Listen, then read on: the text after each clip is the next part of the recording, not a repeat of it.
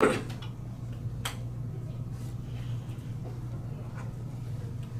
guys. This conference Zoom. will now be recorded. Yeah, that's, have the electronic, so we'll start with flag salute and then we'll go to public comments, which will be front and center.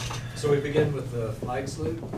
I pledge allegiance to the flag of the United States of America and to the republic for which it stands, one nation under God, indivisible, with liberty and justice for all.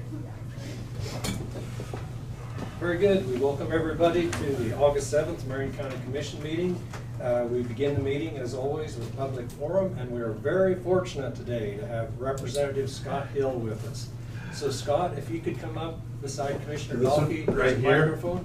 Hold that microphone up close so the people online can hear, because we are very excited to have you here today and hear your comments. And again, appreciate to see you here in Marion County again. Thank you. Thank you very much, David. Appreciate it. It's good to be here. I love Marion County. It's fun to be down here. Yeah, I can give you just a little bit of update on some of the things that we did. I'm so sorry.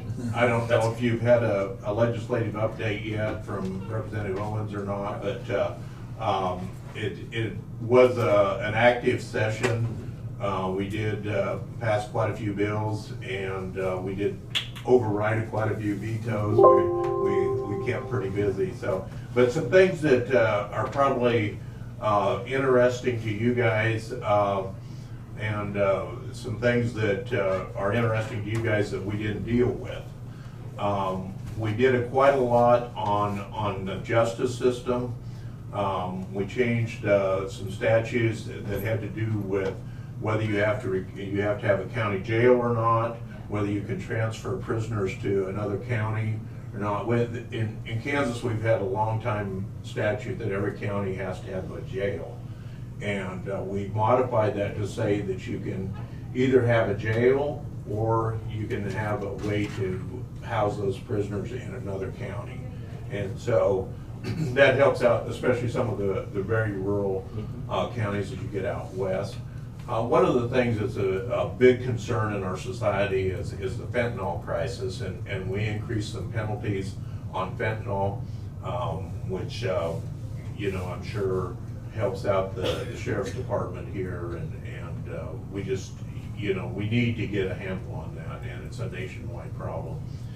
One thing we passed that's still kind of an ongoing thing because we're figuring out what that exactly means, but I don't know how many of you have seen the Sound of Freedom movie, but human trafficking is a huge crisis in our country. It's a worldwide crisis, but it's probably worse in America than it is anywhere else in the world. And Kansas got out in the lead by passing legislation to make it a crime to smuggle people, and that wasn't previously a crime. And we're probably going to have to continue to work on it some because that's a really tough thing to identify. And we worked on it to try to get a good definition. And there's, one of the challenges that it leaves a lot of discretion in the definition we came up with, because the arresting officer has to be able to determine intent, which is difficult. So we'll probably keep working on it, but I think we're started down that path, and it's an important path to be going down. Let's see some other things that might be of interest to you. We passed several tax relief bills, only to have them all vetoed by the governor. Which is a little difficult for me. Like right now, property tax statements or the what's the statement called that comes out? It's zero based. It's revenue neutral. Yeah, revenue neutral. Yeah, thank you. Help me out. People are getting that, so I'm getting phone calls, and it's like, well, yeah, we tried to do some property tax relief for homeowners in particular, got vetoed. We have a ton of money at the state level, which is a good problem to have, but we need to send that back to taxpayers. And we got vetoed every time we tried to do that. So our governor that campaigned and got elected on axing the tax, axed the axe. And so that was very difficult to deal with. I don't know, I think we ended up giving some money back to the county clerk to send that notice out. Did you get money to do that? The state was supposed to pay for it the first 2 years. There was legislation introduced that the state would continue to pay for it, but that did not pass.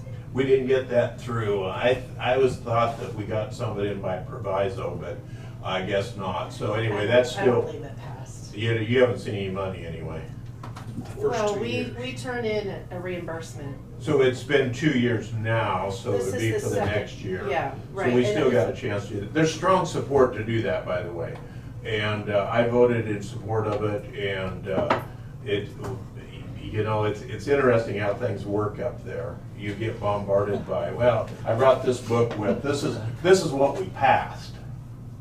And then there'd be about 2 more volumes that size of bills that did not get passed.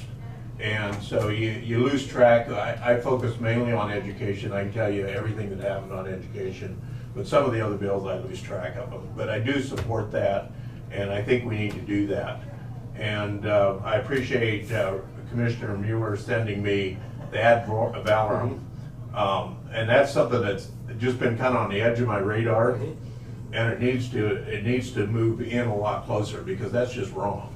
Can we just take a couple minutes to look at that? I did when Okay. I got it, and I would be glad to look at it some more. Yep. I'd be glad to get some comments back from you guys too. Well, this is dual purpose, not only for you, but also for the press. Yeah. Well, this is just, to me, and we all know what happened, right? Yeah. The state ran out of money, and so they stole it from you. Right. And once you start stealing, it gets easier. Yes. You know, the first time you get that lollipop from the candy store, you're scared to death, and then after you've done it a few times, it just seems like you're owed it. Yeah. And that's pretty much what's going on right now with this. That's the only way I can say it. I mean, you guys should have that money. It's your money. Just because the state collected it and was gonna transfer it back to you, doesn't mean we have the right to keep it, Right. so. It just seems that the conditions are right now to go back to following the statute. At times of crisis, we all do desperate things. Do you have a total number for statewide? Yes. And what it amounts to? Yeah, and so we're actually, 148 million? we're actually talking about 3 different demand Right, transfers. yeah. So we've got local ad valorem, county city revenue sharing, and then the special city county highway fund. You add those 3 together, since 2001, it's $3,470,000. But the estimate, this was done by the Kansas League of Municipalities. Mhm. The estimate for Marion County for 2022, the total would have been 591,000, which is about 3 mills for us. Yep. Which would be, if we're gonna talk about property tax relief, this is the way to get direct property tax relief in the hands of our constituents. It seems like it, you know, with the flush of liquidity that the state has, there ought to be some bipartisan support for something like that, going back to it. It is, well, yeah, it's interesting, it should be. I mean, $148 million is what the whole state total is, it looked like to me when I glanced at that per year. I mean, the $3 billion, Yeah, that's. you're not gonna get it. No, I mean, that's there's no been hope of since that, I'll tell 2000. you. Yeah, and we're looking going forward. Because then when you get up in the billions, all of a sudden legislators get real nervous, you Oh, know, yeah. when it starts to be real money. But 148 million is definitely within the scope of tax relief availability. We were talking about our package that we put together this year, I think was a little over $400 million. And we have in excess of $3 billion that's just sitting there right now, which what I tell people is that having that money sitting there is just like a recovered alcoholic stocking his liquor cabinet. Because legislators can't keep their hands off of money when it's there. And it just be perfectly frank and honest. And that is the taxpayers of Kansas's money. It isn't the state's money. When we collect more money than we need to operate on, that's not the state's money, that's the taxpayer money. And it's just wrong. It's wrong we didn't get it back to you this year.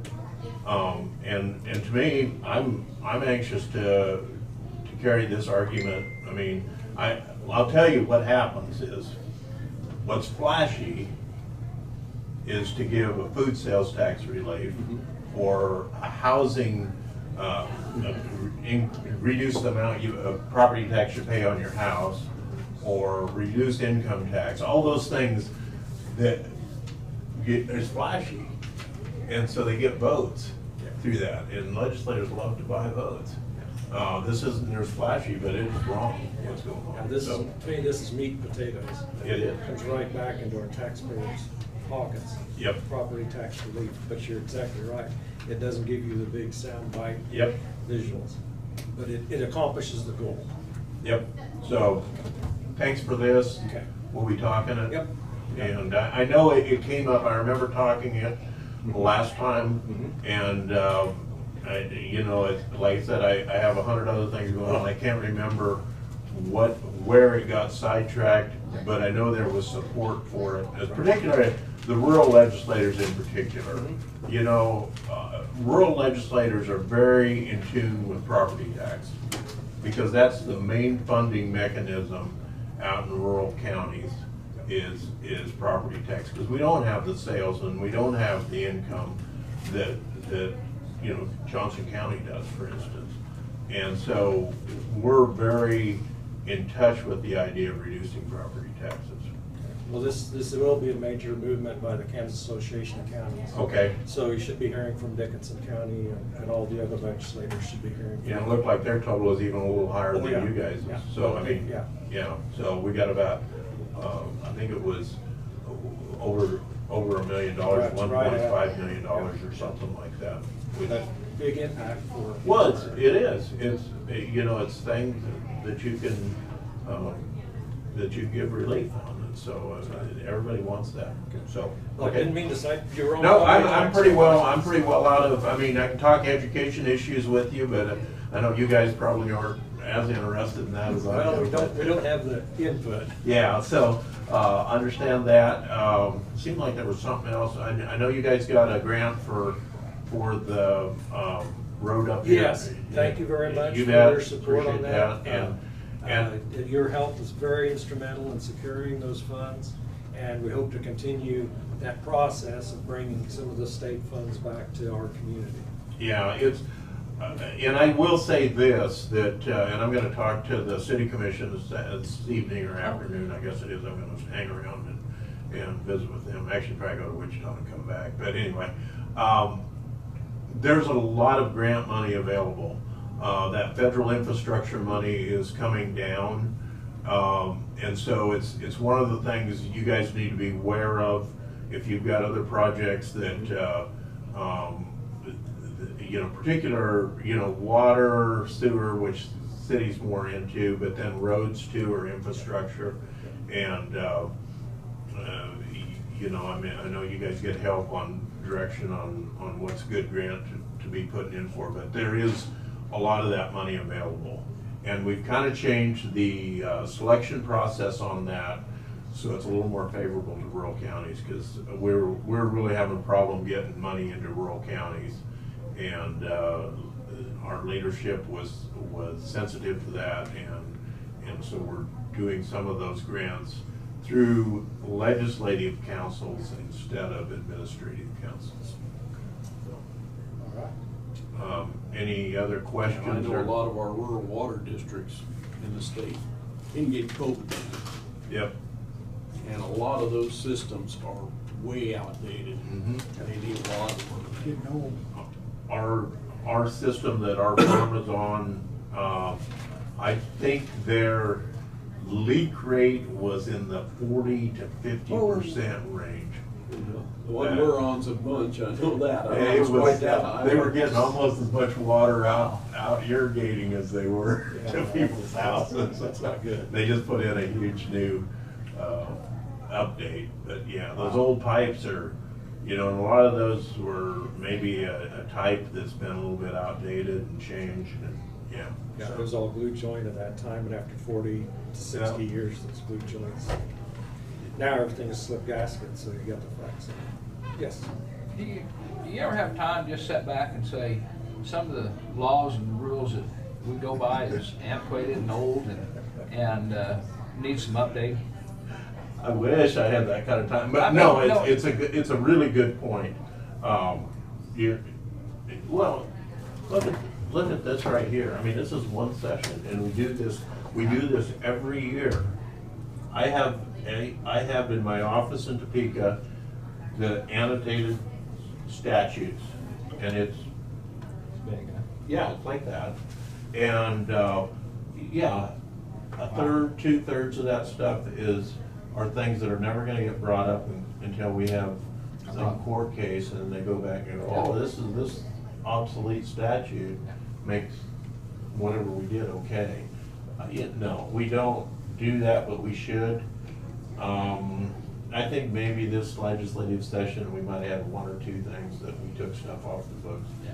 We do a lot of updating where we go through and say, you know, like in statute, there'll be dollar amounts put with things. After 20 years, that dollar amount No. is, yeah. And so we do a lot of updating. There's technical updates in here that are probably a third of this, but that's not getting rid of anything. That's just changing it to be current. Correcting the mistakes from last time. Yeah, it is. We do a lot of that. We do, You know, I yeah. always believe that the legislators should stay home for 2 years and do nothing, and just let it ride and see what happens. Yeah. You know, they will self-correct. You know, Yeah, let it settle down, and instead of trying to change it every day, try to change something, and change 2 things over here then. yeah, and Kind of it, like the doctor giving you pills. it is absolutely right what you say, and I kind of alluded to it in the smuggling bill, and that needed to be done. Don't get me wrong, that really needed to be done. But we're probably gonna have to go back and make some corrections to it, because it's like the first time you get something through, then you find out everything that you didn't do right on it. Because they pick it to where that's to their advantage. Yeah, so, I mean, there's a lot of that. I grew up in Montana, and Montana legislature meets every other year. It doesn't seem to be a worse system. It might be a better one. It gives laws a chance to work themselves Yeah, out. yeah, so, That's different. anything else?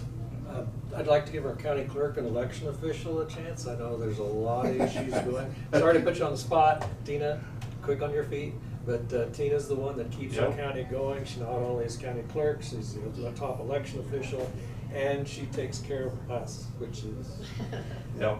more than a full-time job Impossible. by itself. So I know there's a lot of issues that she's dealing with, and I'd like to give you an opportunity to raise a couple of those. I really don't have anything to say at the moment. Yeah. I'll probably be communicating with you later on by email, and hopefully Mhm. you'll be able to see that come through at the time, but, we're in budget process right now, and I will say that the process and the timeline for the revenue neutral process is Mhm. very difficult, and we have, there needs to be some way to correct errors, because as of right now, if you get one thing wrong, there's no way to correct something, and that's a problem, because there's so many moving parts, and the timeline is nearly impossible to do, so. Is the timeline on it, I was visiting with our mayor in Abilene, or actually one of the city commissioners, he isn't mayor right now, but anyway, I was visiting with him, and he was talking about, well, we have to put in maximum authority because we don't know yet. Right. Is that kind of what you're alluding to on that? Somewhat, but then, you know, all the budget preparers, you know, if there's a district that isn't going to exceed, then the timeline for them to turn their budget in is so fast, then, well, it's really difficult for them now to get that done even. Mhm. And then we we have a very unfortunate situation with one of our districts, and I'm not gonna say right now who it is, that really needed to exceed and missed doing that. And so it's gonna be a huge impact to that district. And there's nothing that I can do about it because that July 20 deadline is absolute. So there's just a lot of pieces that are really difficult. Yeah, and I will say, I mean, putting both sides of this forward, there's a strong demand from people to know what's increasing and, you know, have an opportunity to see that all delineated. I think what has happened with the people I talk to on the street, they don't realize how complex it is. And so then they get that notice and they're kind of looking at it and going, I'm not sure I understand this thing. Nobody understands the notice. And also the small districts, they have to increase their budget just for the publication. Our newspaper charges a lot of money to publish these notices. And so like small cemetery districts and townships, they have to increase just to publish the notices. Where we used to be able to do a consolidated notice with the county because we all did it on the same day, because people are doing different things and they may one may need to raise and one doesn't. Now we require them to do all their own hearings, and just the budget notices that have to be published in the newspaper are causing them to have to exceed where they weren't before. Is there an online option for them to do that, or does it has to be through the newspaper? There's some issues with it, so at some point, it might be nice to kind of visit and work through some of those things, but. Yeah, maybe I need to just come down sometime and meet with you specifically and talk about those things, because, you know, I'm certainly supportive of us continuing to fund that process, because I think it is the state that's really pushing that. And so And of course, the state exempts themselves from having to comply with it as Oh, well. absolutely, yeah. Absolutely. You know, I feel that really becomes an unfunded mandate. I mean, we talk about unfunded mandates all the time, and this is a very clear example of that. And so I do support that we pay for it. I understand that the consumer, consumer, wants to know. I'm not sure that we've done much good on that. You know, I think I mean, the information's there, but whether they can figure it out or not. Right, it's tricky, so. Yeah, we have. That's what we're kind of in the middle of right now, so that's what's on my mind. Personally, we didn't have a primary election this year, and I'm thankful, because it's really difficult for counties that have a primary, which next year is gonna be crazy, to do all of this, plus the notices. So that was you that was saying, are you sure you want to file? No. No. Keep Tina's number handy, because she is an excellent. I do have it. I think I have it in my phone, actually. Okay, great. So, yeah. And if you need something, information, I'm happy to help Okay. with I appreciate if there's some that. question that you have or you need some information. We do have several election laws that are currently under litigation too. And so, you know, we're gonna know where that all stands at the end of, I mean, at some point in time, who knows when. So, Right. yeah. Oh, one thing I didn't mention, I see it up here on your board, the dam. Yes. And I want to kind of give a shout out for Stephen Owens, Yes. Representative Owens, on that, because early in the session, he called me up and he said, this is ridiculous. They need to be able to get this thing repaired. And would you come and meet with me with the Secretary of Agriculture? And so we met with Secretary Beam, and you know, in support of him, he was very open to what we said. And it was days after that. Yes. That they got authority to go ahead and gave you guys authority to go ahead and get started on that. That's So, another one we need to give you a big thank you. Well, and Representative Owens working. It's really Representative Owens. Yep. I mean, Our legislative team, because I believe the Yeah. senator was. I sat involved. there and as he was barking, I was like, Well, you learn. Next time it'll be your turn. he's a great guy, and he's a good mentor for me. It's great to know because that was a crisis situation. Mhm. It took us 3 years, Yeah. 4 years. 2019, just now getting it fixed. We got some pictures. Oh, wow. So 4 years, Wow. That's what it and looks we like. would It still, looks a lot better than it did in those other pictures I saw. we would still be working through that process, but Mhm. just as of Monday last week, we got started. And the only reason we were able to start was because of your assistance. Down the first Almost complete. 20 foot. That's- That's Yeah, all that first- covered. Yeah, I was just out there, they're about done. That's amazing, yeah. And it's that- just- it could have been done in a week. You could have been done, what, 5 years ago? Yeah. Is that when it happened? Yeah. 19. 19. Yeah, and that was a very serious risk we were taking in that Absolutely. meantime. But it had to be derailed because of another concern, which was the less higher on the priority scale. Right, And yeah. now that this is complete, then we'll come back and examine. You know, The outlet. Saturday night, we got that direct wind straight out of the west like it came Oh. out the first time. Right. There wasn't any rain this time, Yeah, but it was the same wind, yeah, because it made my house shake. yeah. And one of these days we will. It will, get- you'll get it again. We would have lost You the will. dam Well, this week. Yep, so, That's hopefully with the patch that we, or not patch, I should even say, because we went the extra mile Right. on this. Rather than just patching it, we made it better, Yeah. go across Did the whole thing. yeah. So that way it doesn't have anywhere to tear up. We doubled on those. Well, I appreciate you guys getting that done. Yep. And, you know, that's a big deal for those people who live out there, but it's also a big deal for anybody down the street. Absolutely. Yeah. So again, thank you for helping. Well, through I that. did very little on it, but it was a learning process for me as a freshman legislator. Yep. That when we got those people all in a room, Yep. and Senator Fagg was there too. And so the three of us were there, and then those guys, and when you start saying, why is this not happening? Why is this being held up? They don't, I mean, they really don't have any reasoning. And so then they had to go, well, we're gonna get it done. Great. And so, it was fun to see that happen. You know, once in a while, you get in on one of those that Once in a while. it actually happens. It actually happens. So, yeah. Well, that's great. Well, I had a few things I was gonna touch on, but I'll let them go. One of the unfunded mandate things, and I'm sure Ken.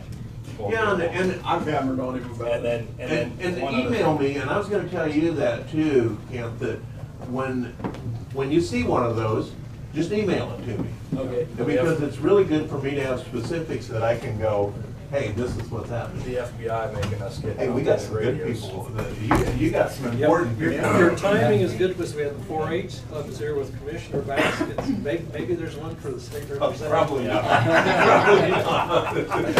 But we have a very active 4-H groups in our county, and this is an exciting day for us as commissioners. One more thing. Yeah. Good job on the ESG investments. That's, Yeah, the whole legislature needs to know that it's about making money. Yep, we're starting there. Yeah. I mean, I think we need to keep going on it. Yeah. Because there's more, but, you know, one of the things that you get into when you start to go down that road is, if you're requiring reinvestment of money, you know, getting out of something quickly costs too. And so you have to give time, and you have to look at it from a perspective of where we're at long-term. But we're working on that. The legislature has really strong support to invest based on yield, not political will. So, Well, Representative Hill, again, thank you for being here. We really appreciate all you've done, and you will continue to do for us. Wow. We appreciate it very much. we will try to do at least twice a year. Yeah, excellent. You know, I probably should try to do more than that, but You want to introduce yourself to all these kids here? Right, these are our future They don't know who leaders. you are. This is Representative Scott Hill. He's our state representative. wow, this is a good-looking bunch. He works in Topeka. So you guys just had, about 2 weeks ago, you had fair, didn't you? Was that fun? Oh, wow. Yes, Was fun. it hot? No, You know, Dickinson County just had their fair this last week, and there was a cool-off that came through about halfway through, and every lamb was happy. I can imagine every goat, every area. Yeah. I don't think they were happy coming in that day though. Oh, The it train was check-in, brutal. pretty hot. It was brutal to start with. we do, as part of being a politician, I walk parades. And I didn't do Marion this year, but I did Dickinson. And Dickinson was really hot last year. This year wasn't as bad. It was only 97. 97. Thank you guys very much. Thanks, Keep John. in touch. Appreciate it. Take care. Is that your telephone? Did you leave your phone? I See, probably it's did. back there. Yeah, I have a tendency to. I hate these things. Yeah. And so I don't like bringing them in, but. I subconsciously leave mine everywhere. Yeah, so I'm gonna watch you guys, so I Yeah. wanna hear what you got to say. All right. Well, Hello, welcome. everyone. Yes. So, Marion County 4-H, we are here again for our annual Commissioner's Gift Baskets. So, come on in, guys. I'll let you kind of come up to the front. You can come up this way too. You can stand up here. They're nice, I promise. You can come over We here. don't mind. Come on up. All right. You want to say Don't be your bashful. name, what club you are? Come on. My name is Skylar. I'm from Lincolnville Wildlife Club. And what do you have there? What's some stuff in your basket? I got Chex Mix and Which one was this? this is s'mores and this is a pot holder and then a picture in the back. Oh, that's Here. beautiful. One of the Wow. 4-Hers took this, right? Yes. Yes. You take that picture? You know the little bit. While she was writing, she's on a horse, so. Cool. Thanks. Thank you. Over That's here to the excellent. side. Hold on up. Okay, go ahead, Ruby. My name is Ruby Shaver and we have a basket here in the church. Take you to cool. There's some cigarettes. We have and a bunch of other stuff, like hot chocolate. And we have some of the cups, and somebody made some hot cocoa mix. I have a picture of that on another one of our pictures. Very nice. I look forward to using that. I love your t-shirts. Thank you. One of our 4-Hers did them. Really? They did a great job. This way. That way we can see it all. Got to rotate through just Yeah. like in the show ring. My name is Eli Brady, and I'm from What all do you have in the basket? looks like we have some cookies and a planet and a notepad, something. The dish towel for it. Yeah. Very good. We'll start right in on the cookies and then use the dish towel to clean up. Oh, there's a big one. Okay, what's your name? Hi, my name is Knox, and I'm from Piedmont. Peabody Achievers. And Knox, what are some things you have here? Oh, my. Cookie mix, What's this thing back here? Your friend. A cookbook. A So they put cookbook. together their cookbook from one of their 4-H foods meetings. Then what are some other things there? Like what Alex probably can't. pickles, What's this thing over with the flowers? A kaleidoscope that someone made for a visual arts project. All kinds of good stuff. Okay, we'll be back It was a over good, here. good time to stir up some fun. Mm-hmm. That's quite a pain. That is. Too bad it's Peabody. That means Mr. Coffee gets first dibs on it. Oh. Okay. I'm Jim Nicholson, and I'm from South Cotton 4-H Club. What do you have in the basket? Molasses from my molasses cookies. Oh, Milk roads.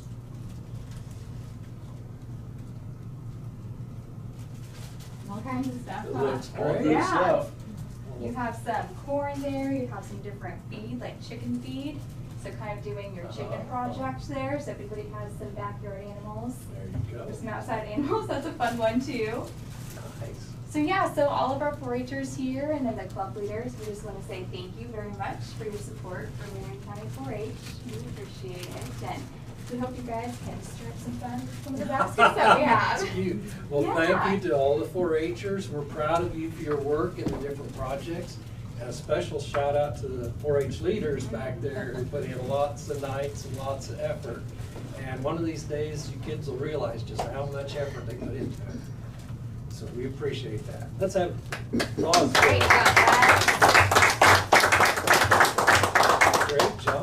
Okay, where do you want him at? Do you want us to leave it over here, then you can That- battle it out? That sounds like a good Okay. idea. Let's not start the competition just yet. Put them all there and start right there. There's some tough choices. Those are. There are. Thank you very much. Thank you. guys.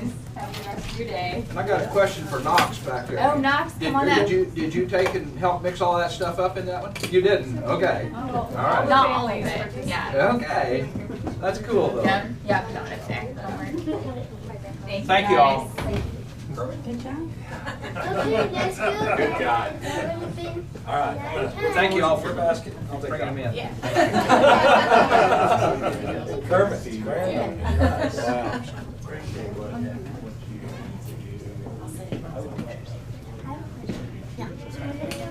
Do you want me to set them all up here, or are you gonna talk, are you gonna?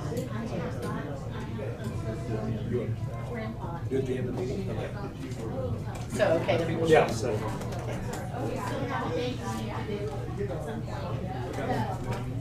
Speakers coming in.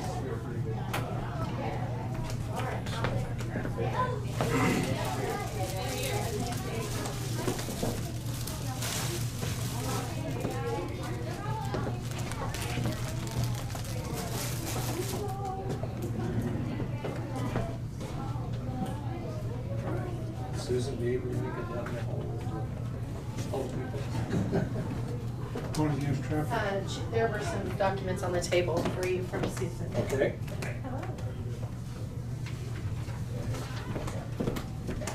Yeah.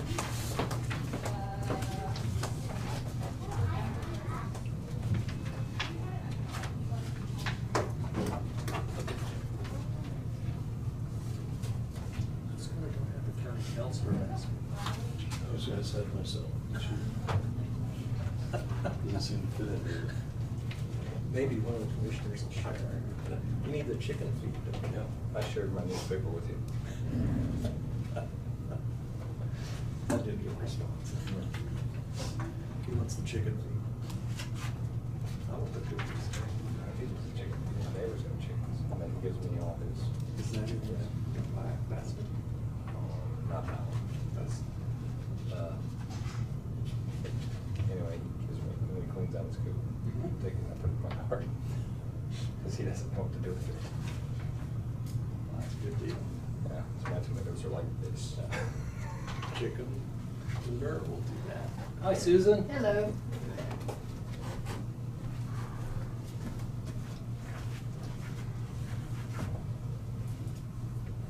Thank you for coming in today. Oh, no problem. Commissioner Becker had a couple of specific questions. I'm going to refer to him because he knows more about how they're. I think everybody got a packet there. Yeah. It breaks down our deposits and our investments, maturity rate, and our pledging. So I thank Susan for putting all that together. No worries. I mean, I think it's something, Got it anyway. something we need to look at on some type of a regular basis. Not Sure. not monthly, but maybe quarterly. Quarterly, that's fine. And I like how it breaks down everything. Yeah. Half dollars, quarters. yeah, and you see the rates that we're being paid. You know, some are still pretty low and some are getting better. Like I told Susan, it's especially important to keep on top of the pledging. But I also asked her for that she would check the capital levels of all of our depositories. We had our first bank closure last week in Kansas. Well, it's been a number of years. And I believe most of the bank, I think all of the banks in Marion County are well capitalized, but if you don't have a well capitalized institution, the pledging, none of this makes much difference. So anyway, if any others guys have any questions of Susan, I'm sure she can answer. Just one of them here. I see you have the previous, this second page in on the deal there, and the CDs and stuff. You have the previous interest and the percent interest today. Previous interest was like, what, last year or last Yes, quarter? it'd be or- last, last time that a CD had maturity. Okay. That a CD had maturity, okay. Yes, because most CDs have a 6-month maturity Right, date. okay. So it's not really annual, monthly, it's that maturity date. Because whenever they come up, I call and ask for the best rate. And you'll notice that the second bank down, I'm still trying to get a hold of him to try and up that, because 1.05 is, to me, not acceptable. It hasn't been for a while. And then Kent and I were talking, and I think it is a good idea to go out for bids and, you know, see what other banks can offer that currently are not participating in any of our money. I mean, local banks or just the state? Marion County banks. Anyone Yes. that has either a charter or a branch. Because some of the banks are just branches. So it'd be basically anyone that had a location Yeah. in Marion Right, County. right. Yeah, we won't go out of Marion County, as far as I'm concerned. But, you know, with the interest rate environment, that gets to be a big ticket item for us. We used to see, when I first started, we used to see some pretty nice interest rates there. Yeah. Coming in. Well, is there not one of them that changes daily or on interest, or do we have anything that changes daily or Not daily. I mean, some of our checking accounts checking accounts? how- change How often? sporadically, but not, Not monthly or No. anything? Okay. and maybe that's something else to look to. I mean, checking accounts are kind of limited Yeah. to the 3 big Can't banks really- in Marion. You can't really go out and bid on those, because No. those rates could change daily. That's Yeah. all variable rate. Well, that's what I Right. was saying, there used to be something that was daily. And I think historically, the county is invested for 6 months or less. Do we have anything over 6 months? No, thank you. Well, and we also, you know, obviously want to keep the money local. That's very important. Do you feel we should be looking at a year or CD or anything longer now? Since interest rate is high, I mean, we're about to reach the peak, I think. I don't know what you get your best interest rates on, is it 6 month typically? You might Two or get your three. best rate at 1 year. But you also, you know, there's a liquidity How much surplus? factor when it comes Yes. into governmental money. Yeah. That's a very good point. I mean, you can't just tie it up too long. Yeah, they'll be able to get it. I mean, you can put it in as long as you're willing to pay the penalty if you need it. Yeah. You know, and sometimes, every bank has a different penalty. Yes, they do. If all of a sudden you can get 5% on a 1-year CD, and what's the early withdrawal penalty, and it's 1 month, a lot of times you're ahead to do that. Yeah, A lot of banks are, 3 months interest penalty, but there are some that are 1. So it does make a difference.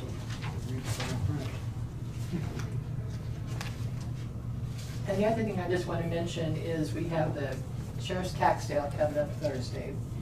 We did something that we hadn't done before, is we'd have pre-bidding where people can either call or come in and fill out the top part of a bidding sheet. And then when they come Thursday, they'll need to still get in line and finish that sheet. But they, but they also have Let's run that that one option up. of doing pre-bidding. And then there's a whole list here of things that are required, like they can't bid on, a buyer can't bid on their son's delinquent property, for instance. Or a company can't bid, or let's put it backwards, the company's president can't bid on a company property. It's very specific, statute's very specific as to who can buy a property. It needs to be someone who is not involved in that property at all, basically. And with the $50 base price, within the price of the cost of the property would be $50, of course, plus whatever the bid was. People, some of them thought that if they had to pay $50 to get in the sale. I go, okay. That's an idea. And I hadn't thought of that. But They should, thought, yeah. you know, paying $50, but then they understood that, no, it was $50 minimum bid. So that's coming up, and then we're publishing the 2022 unpaid taxes this week in the paper. And that always brings a few phone calls, which is good. That's what we want. That's the idea of that. Get some taxes paid there. So we have a lot cooking. How many people have paid to get out of the sale? Since when? Since the last. So there was 40 on the list, and then you had one bankruptcy. Right. And And so that's there's still still where we're at. 39. So, That's still where we're at. Now, there Just- might be some the day of the sale, or the day before the sale, but Just to clarify again, the date of the tax sale is Thursday the 10th. Thursday the The 10th. Thursday the 11th. Yeah, The Thursday the 10th. 10th. And sales So- at 10. And at 10. Yeah. 10 a.m. on the 10th. Okay, 10 at 10. 10 and 10. 10. All right. can't really miss. County Lake. Okay, like, Publicize, tell your friend. and the Bring your checkbook. The tax attorney, I mean, she knows what she's doing, but their rule of thumb is to, is for everybody to stay seated, stay at the sale until the sale's all over. I know one problem we had before was that people were getting up to pay and you couldn't hear what the next bid was, and it was kind of a mess. But this tax attorney, everybody just stays put until the sale's over, and then they can get up and pay and that sort of thing. So I like that idea. quite They a just bit. take for the whole thing then. Yeah, and she said it won't take more than an hour. And I'm sure people could quietly go outside.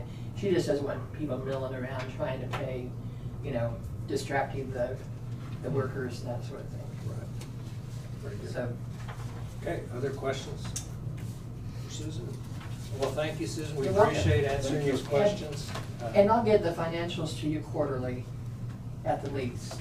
That would, I mean, that That's- suffices. I Yeah. think quarterly is, And then, if my if ears are anybody still wants the here. website, Kit asked me about the call of, what would you call that, the call report? Call report?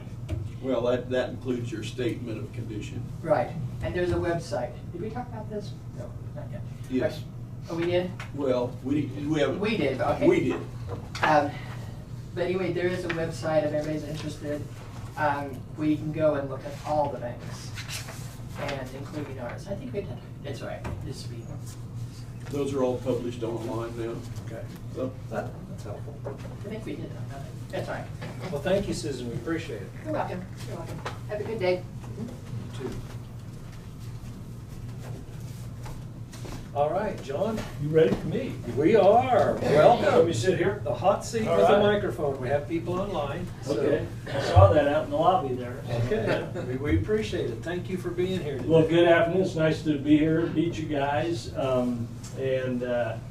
I look forward to working with you through this process. And I know this is the first time county administrative position, and so I know how important it is for you guys to find that right fit. And that's what I'm here to do, hopefully help you do that. And so, I don't know if you guys have any questions now, but my purpose today really, you probably do, Get this going. is to really kind of start to develop the profile and, you know, just kind of talk you through what you're looking for. And I've got a few questions to ask, and we can just kind of give and take, and I'll make a few notes here if I could. And then, you know, if we got, and I want to talk a little bit about the timeline and, you know, what the process looks like as we go down the road a little bit. So,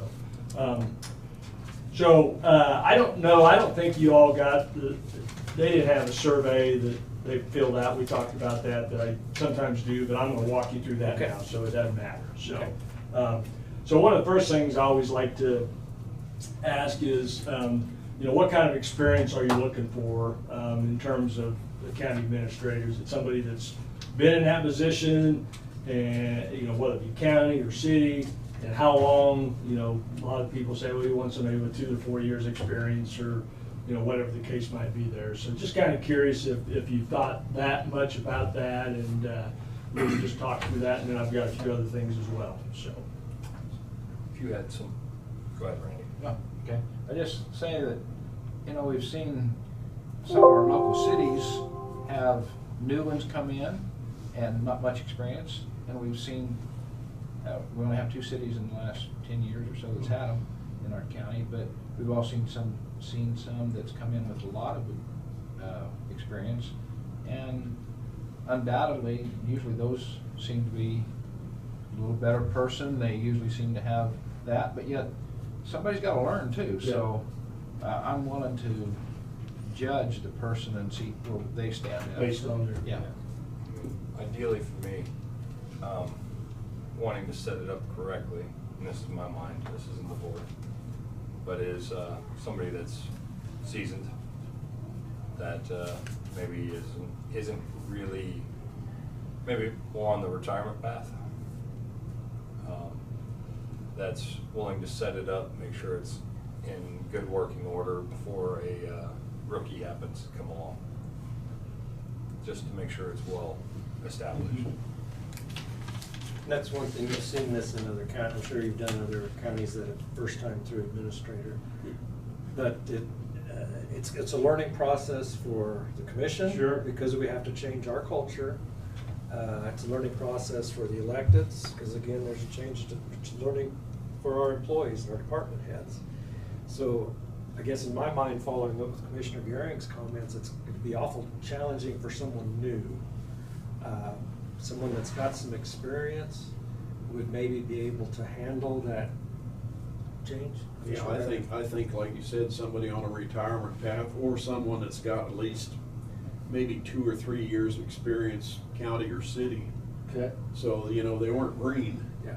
Because we're all green. We really don't want somebody that's green asking us everything. Right. But it still comes back to Commissioner Dalkey's comment, the personality Yeah. and their culture and their style is really good. I mean, we want everything. yeah, well. We want everything. No, I get you. And We want everything. Hopefully you'll see a little bit of both, and then you can kind Yes. of make that determination. But Yes. as far as experience in city or county, I just want to make, because I really I think think that's there's a lot of crossover Yeah, from what I see. There is, and that's important to really make that distinction, because as you guys know, there's not as many county managers, administrators as there are cities in the state. So, so 2 to 3 years experience, maybe seasoned, but we don't want to write out that up and comer. Maybe you guys can decide that. Got the right kind of personality, know how to talk to the public. Yeah, gotcha. Understand the game, know the KSA Yeah, rules. right.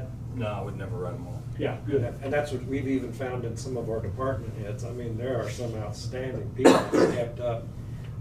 They didn't have Yeah. experience, but Yeah. they stepped up and they've got that ability to communicate, to deal with people at the right level. Yeah.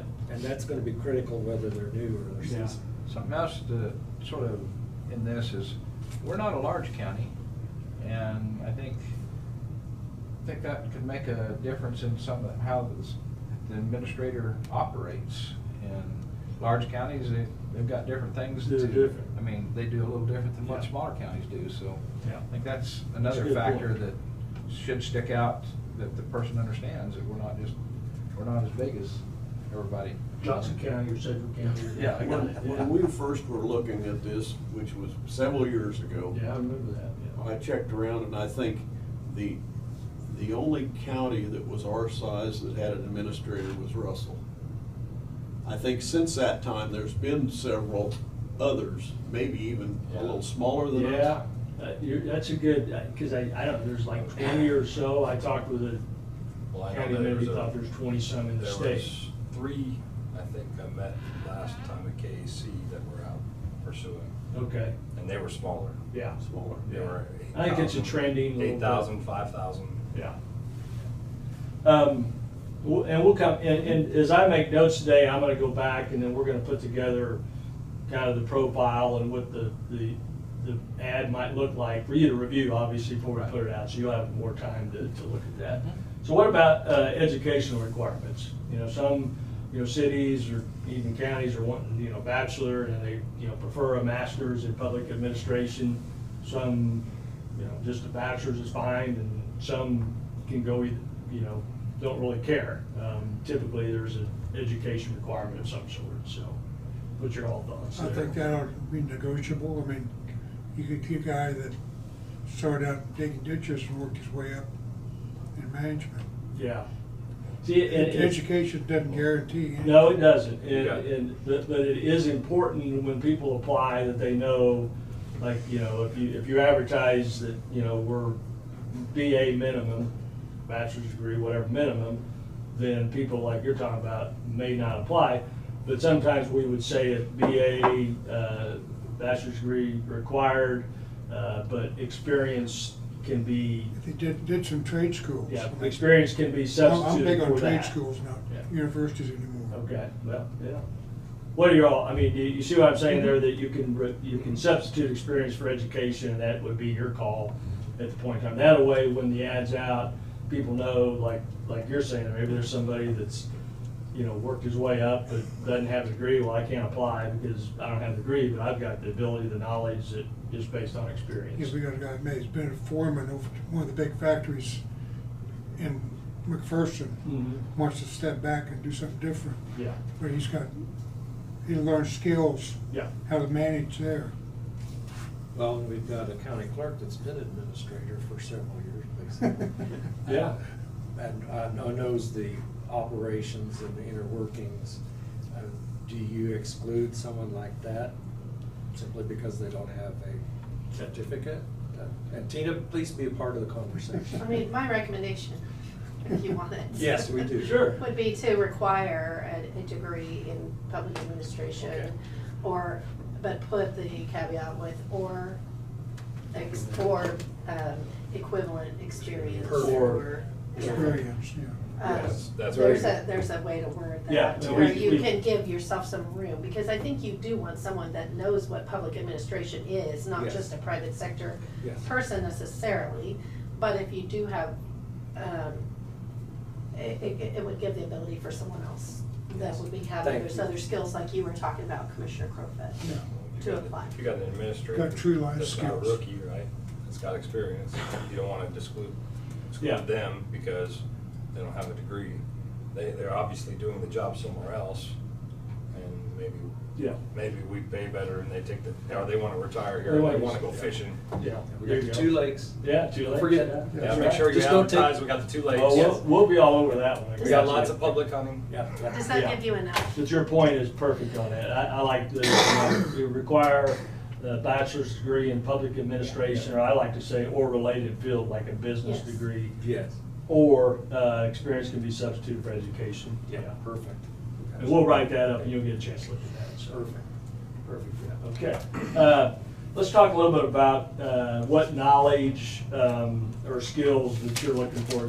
For example, you want somebody that's strong in finance, budgeting, you want somebody that's strong in, you know, the public work side of it, you want somebody that's, you know, just those kinds of things. Right. All the above? All the above, okay. Told you, we want everything. Well, I mean, I would put, you know, kind of your basic services, I mean, finance sure. and, you know, you don't wanna forget about the public work side, planning, zoning, I don't know how active that is here. So but- basically, they would definitely need to be able to oversee all of our appointed positions.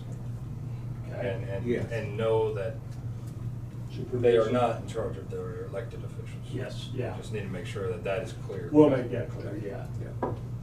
I think that's very important there, and I think most people that apply are gonna, you know, understand the difference in that, but it is very different, so, yeah. I think something else too is we've just left with a person that, his background, he left here last month or 2, and his background was state, he worked for the state. Uh-huh. And where does all of our grants come from? Out of KDHE is from the state. And so we need somebody to be able to decipher state actions for roads, all the grants that comes out. And Grants that comes out of state. State and federal. They need to be able State and federal. to recognize them. I Yes. don't know that I'm gonna ask somebody that's running the county to write the grant. No, I But just, understand where to go, how to Yeah, navigate. say, hey, this is available, we Yes. need to get a grant writer. Yeah. Have connections. The person needs to know how to delegate responsibly. Delegation. Now, correct me if I'm wrong, I'm gonna stick my neck out. I think we have a pretty strong financial resources between our county clerk and we use a consultant. So I guess I wouldn't put the finance side as high. I mean, obviously. But they want to understand it. They have to obviously understand it, but it's not like they're not gonna have to carry the entire, am I wrong? I mean, we've got other options. The only caveat I'd put is that individual gonna do the budgets? Well, that's where we've got another option. Yeah, I mean, we have another option there, Right. but, you know, there always has been, well, if you have a county administrator, well, then you don't need this person. You don't need this person. You're saving all the money on that. But Well, if we can find somebody that checks 7 of the boxes. Most candidates are gonna have that experience, are gonna wanna be a part of the budget, because that's obviously a big part of it. Right, That's right. really- Well, then, and they need to be a part of it. Yes, well, then I mean, they MBA, need you're to gonna understand the have that. budget better than anybody else. Yeah. Yeah. No, I But think. they've got the ability to work with someone, they don't necessarily have Right. to do it in-house. But that's what I've seen and heard from just 2 counties that border us. I don't know about to the west, but Harvey and Butler both have budget people Yeah. Mhm. underneath the Underneath the administrator. administrator, yeah. Yeah, a lot of cities, it's the same thing, you know, the city manager administrator, but there's a finance director or city clerk that It just, does the detail work, Yeah. but the manager is still responsible Oh, yeah. for putting this whole thing together for you guys. Gina? I'm just printing off the resolution that you all passed that Yeah. has the specific duties that you were looking for in an administrator. That way it can kind of help you remember. And I looked at that this morning, and that's gonna help me too in writing this, because I'll refer to that document. Again, we want everything. Yeah, 'cause it presents an annual budget and capital improvements. The intergovernmental relations, I think is always that's, you know, this person working with the city, the other counties, the state government, that came up a little bit ago, so. But I can use some of this to help, because this will be important. Whoever looks at this position is gonna wanna see this and kind of understand, because not every county administrator is written just like this, so that'd be very important. It So- seems like when the board has been discussing this position, that they were eventually wanting the administrator to be the one to prepare the county budget, to be able to apply the dollars we're spending for a budget prepared to that position, but Right. maybe not immediately, Yeah, to where no, they I- can have yeah. Yes. Is that Yes. correct? Yeah, because it I says. thought it would be a position that grew into, you wouldn't. That's what she just You said. wouldn't, Right. probably the first 2 years, I don't think that you would.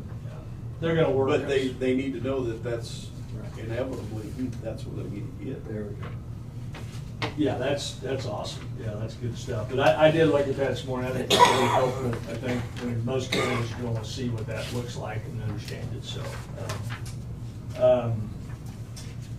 You know, I think I've got like quite a bit that I can work with on that, so that shouldn't be an issue. They will need to, I think the way the cities do it, and this, I haven't talked a lot with anybody else, but on our land bank situations, they'll need to manage also Yeah. land bank, so it'd So still, you're still gonna still be say- the board, So Yeah. you're gonna change that makeup of that? not the board. It'd be, along with their duties, they would also be manager. So if it was time to go sign a deed or bill a sale, or they could be the acting authority, as long as the board approved it Yeah. prior.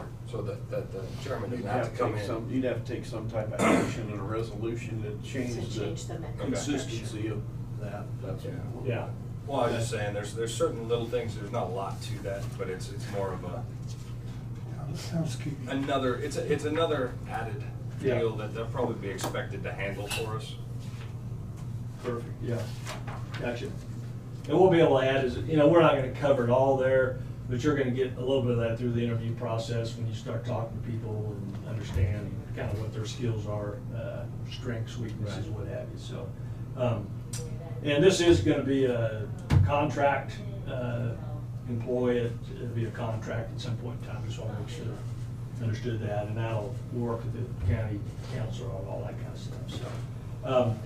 What, have you guys talked at all about benefits, pay ranges, that kind of stuff? You know, typically I would do a salary survey of some sort, to give you an idea of what it might look like, but you may have already have some thoughts on that. We've kind of maybe independently kicked Yes. around some numbers, but never really known. Yeah. I mean, we see it at the city level, Yeah, oh yeah. but the county's got more employees, definitely more area, Yeah. but less departments. So where does that balance shake out? Yeah, as a 40-year city manager guy, I always liked not having to deal with landfills and, you know, all the property appraiser and all the stuff, tax collection and all the stuff you guys deal with, so, so yeah. I don't know what, you guys know what they're paying the new administrator here, is he? It's 100 plus. Okay, so it is, so you're in that area, you would think? I don't know, is the Depends county, on the person. county administrator, a more high-level skilled technical job? You know, in the it's, city? a little bit, it depends on the size of the counties, but, you know, for example, in Reno County, the county manager there, administrator, probably making close to what the city manager is, and, you know, Hutch, we had a little bit less. Hutch, we had 400 employees, and I think the county had 250 or 300, so there's a little bit of that depending upon the size of the city, but I would suspect you're gonna wanna be in that area somewhere. And then the range, and I'll recommend a range for you, so depending upon the candidate, you know, yeah, this one might want a little bit more, so. I think we need to start out with what we budgeted. Right, and so we budgeted about $1 million, roughly. It was $1 million at the time when we set Yeah. it aside. I think it's grown a little bit since then, but What's that now? the mill value. The mill, yeah, what's it worth now? I think it's 140, I think we're sitting 140 in the line Oh, item right now. budget. Yeah. That's the what the whole- mill was then. Yeah, That's the budget for the whole office, isn't it? Yeah. yeah. It includes- So so they're gonna have to figure out a Secretary vehicle quarters. from that. Yeah. I'll come back with some thoughts on that, but if it's in that range, I think, you know, 90, 100, 110, I think it's gonna be pretty I competitive. think we need to start at 90, that's what we budget. Is that? I mean, to start, we have to start somewhere. We need that range. Yeah, a range. You can't just set a number. No, for it isn't. I'm not talking about just one number. And I can look around and give you some better idea what other counties are doing, I mean, of size, and as you said. That's why we hired you, I think. You can tell us. That's part of the process. Yeah, it'd be nice if we knew the Yeah. counties that our size Yeah. now I'll- have an administrator. Like I I'll- said, the only one I knew of a couple of years ago was Russell, and they Yeah. had one for a long time, but they got a lot of oil. Yeah, well, yeah. We'll do a little bit of that work, so it gives you an idea before you even see it, before it goes out. But a range is always good to have, so. So process, again, I'm gonna get all this written up and we'll send it back to you. So when I look at this, it's probably, what did I have written down? I had the number of, probably a 60 minimum to 90-day process, depending upon how urgent, you know, some cities want to really roll because their manager Wanna is make sure it's leaving. right. Yeah, so we don't need to hurry this process along, so. The priority is quality. Yeah, we'll get it out. Typically, and that's the other thing I wanted to ask you guys today, is where we advertise this position. You know, typically, we would look at ICMA, which is the International City County Managers Association, the league, KAC, the KCM, Association of City Managers. And I don't know if KEC has I don't know that they have a job board on your association. Do they? KAC has yeah, they do. Do they? post. Okay, Mhm. yeah. So we would look at that, KMU, the utility, Greener Grasses, which is the KU Public Administration. There's about 8 or 9. And then I don't know, sometimes we'll go out to some of the surrounding state leagues, you know, like Iowa, Oklahoma, not very far from that. And most of those have a little bit of a fee, and I would say that your total publication costs are gonna be $1,100 to $1,500 if it gets, you know, ICMA is the most expensive, it's like $400, I think, but it's pretty important, I think. I just encourage you to do that, You but. go through them for how long of a time do you advertise them? Typically, it's about a 30-day process, and then they'll, you know, sometimes, like, I'm finishing up one city and they ran it again. I didn't know that, but not paying for it, but they ran it again. So, but yeah, 30 to 60 days, depending upon how long we, put this out there. Like, sometimes I encourage, taking applications for 30 days is pretty quick. Taking applications for 60 days, that's a long time. And, so that sweet spot to me is like 45 days, maybe. It's something way like too long, the ones that put an application in day Yeah, one they, fall out. they wait, and, so it gets a little bit, and you guys are in a position where,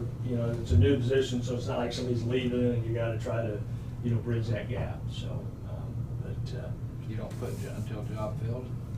well, that's a great question, and the league, we've done that on some cities that did that, and so we're accepting applications until job filled. I've always had a, deadline, and we look at them, and then you gotta start over. But Understand that. that's a very good question, and we'll have time to look at that when you see what I put together, and we may wanna change that to until filled. So, but candidates kinda like to know, okay, boy, I got 30 days to get my application in. If it's till filled, I might say, I'm gonna get it all in today, and so, let's talk a little bit more about that, Okay. so. I don't know what else, other questions you guys have of me. After you review them, how many applicants are you gonna bring to us? What I like to do is, say I'm gonna tell you, if we get more than 20, I'll be surprised, but, say we get 15, 5 of them aren't gonna be qualified. And I'm gonna rate them all, we're gonna rate them all and bring you the top, 7 or 8, whatever that might be. You're gonna see all the candidates, all the resumes, because I always think you guys need to see who applied. Maybe it's a citizen and if you don't know they applied, you're gonna be caught off guard if they ask you about it. So you'll see all of them, but I'll bring a recommended list of the top 5, and we'll talk through each one of them, and then you guys decide, we want to interview this person, and that person, and, something like that, so, yeah. Yeah. Just, we don't do the job every day. No. You have? Yeah, you don't want to interview 15, obviously, and I think in this case, we probably won't even be in a situation where some of the larger cities that I've worked with, you might have 35 applicants, and they want to narrow it down, they've got 10.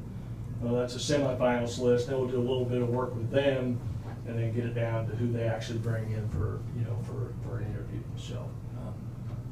And I did notice, you've got a interview, is that a group that has been put together, this governing body or The selection committee? committee. Yeah, so that's a group that would be part of the interview process. Okay. In looking at that, did you have? No, I thought it any was excellent, suggestions yeah, or- I normally don't get this ahead of time, I like that, yeah. And I think you got cities, Ellsworth Well, and they're Marion covered. They're gonna have to all work together at the end of the day. Yeah, when this all exactly, is- yeah, so. yeah.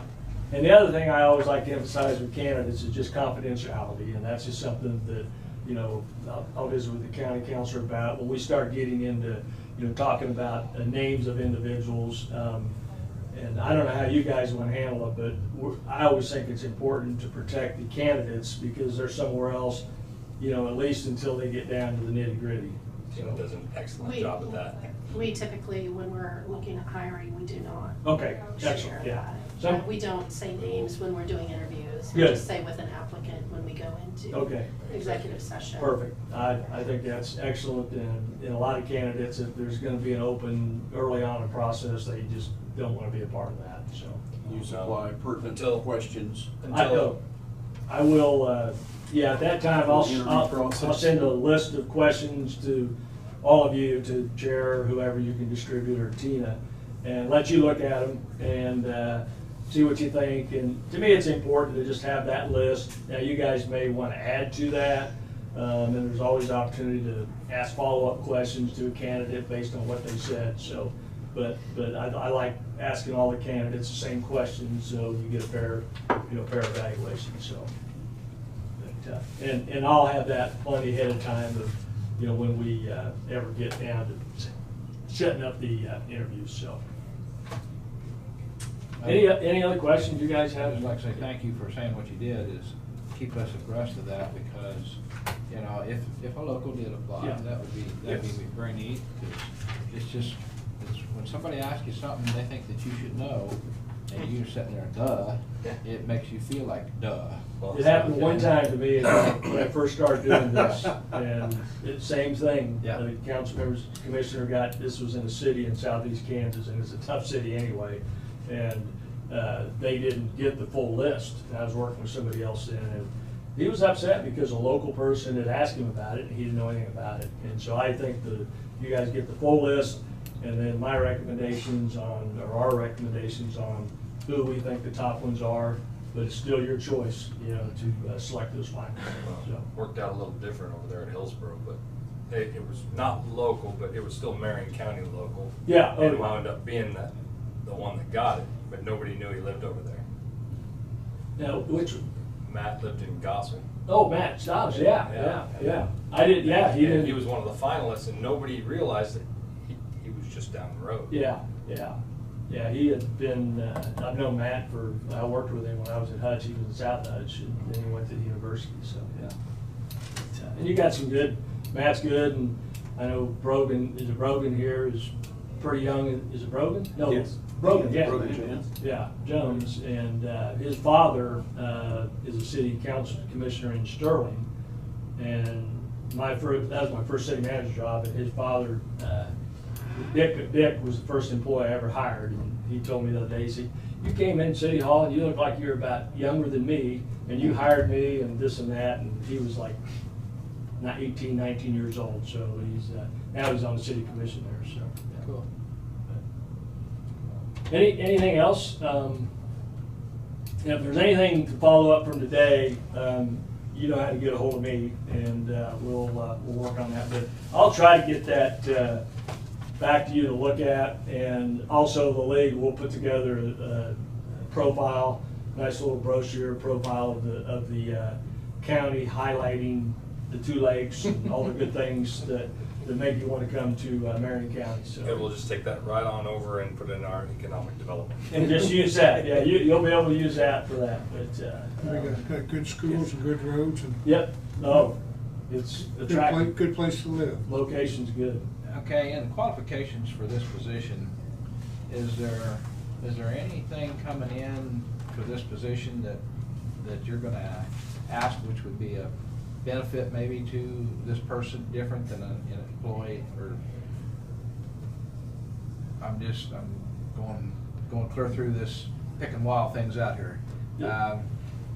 Does some administrators feel you're different than an employee, or do they get better benefits than an employee, or just, is that part of a package that can be worked out or not?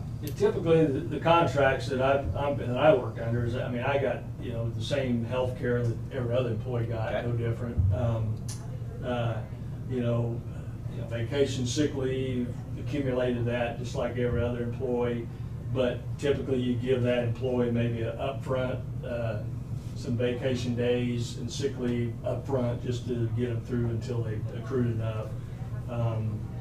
But, for the most part, and the other thing that we'll talk about at some point in time is severance packages, and, when you terminate that, if that would happen, what that looks like. And I'm telling you, that's really important for city managers, county managers, is to have a little bit of a parachute if things don't go very well. Now, it would be, if they did something wrong, your contract would spell that out. They wouldn't be eligible for that. But that's always probably the biggest conversation I've had with elected is on, severance packages, whether it's, 4 months, 6 months, 9 months, whatever. And so. You might say that I've got a small parachute then.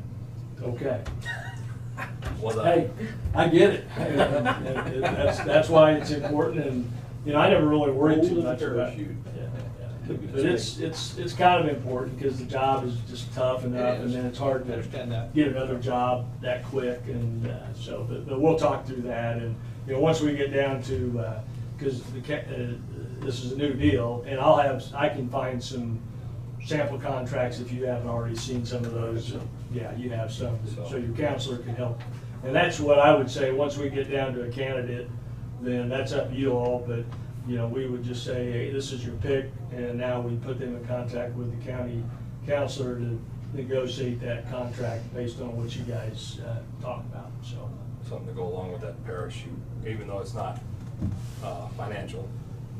In the qualifications down third line, it says, shall serve at the pleasure of the board, commissioners, and be appointed and removed by 2/3 majority.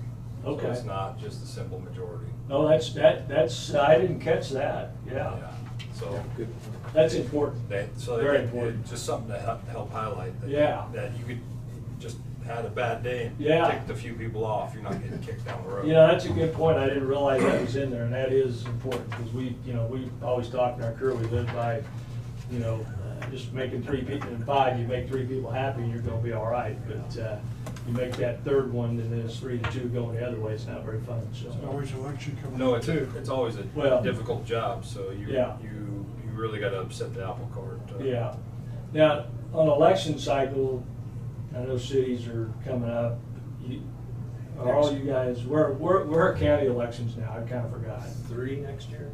2.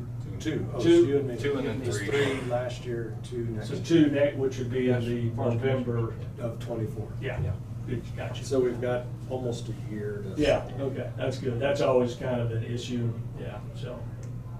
You look puzzled. I don't know if I put the language in this one, the typical ICMA recommended stuff, and I've used it for years. If after an election cycle, a 6-month period to a moratorium. Also, this one is a county administrator, not a manager. Right, gotcha. So that's gonna make a huge difference too to a lot of people who've ever done this before. Yeah, so you've seen the ICMA, Oh, seen the yeah. model contracts, yeah.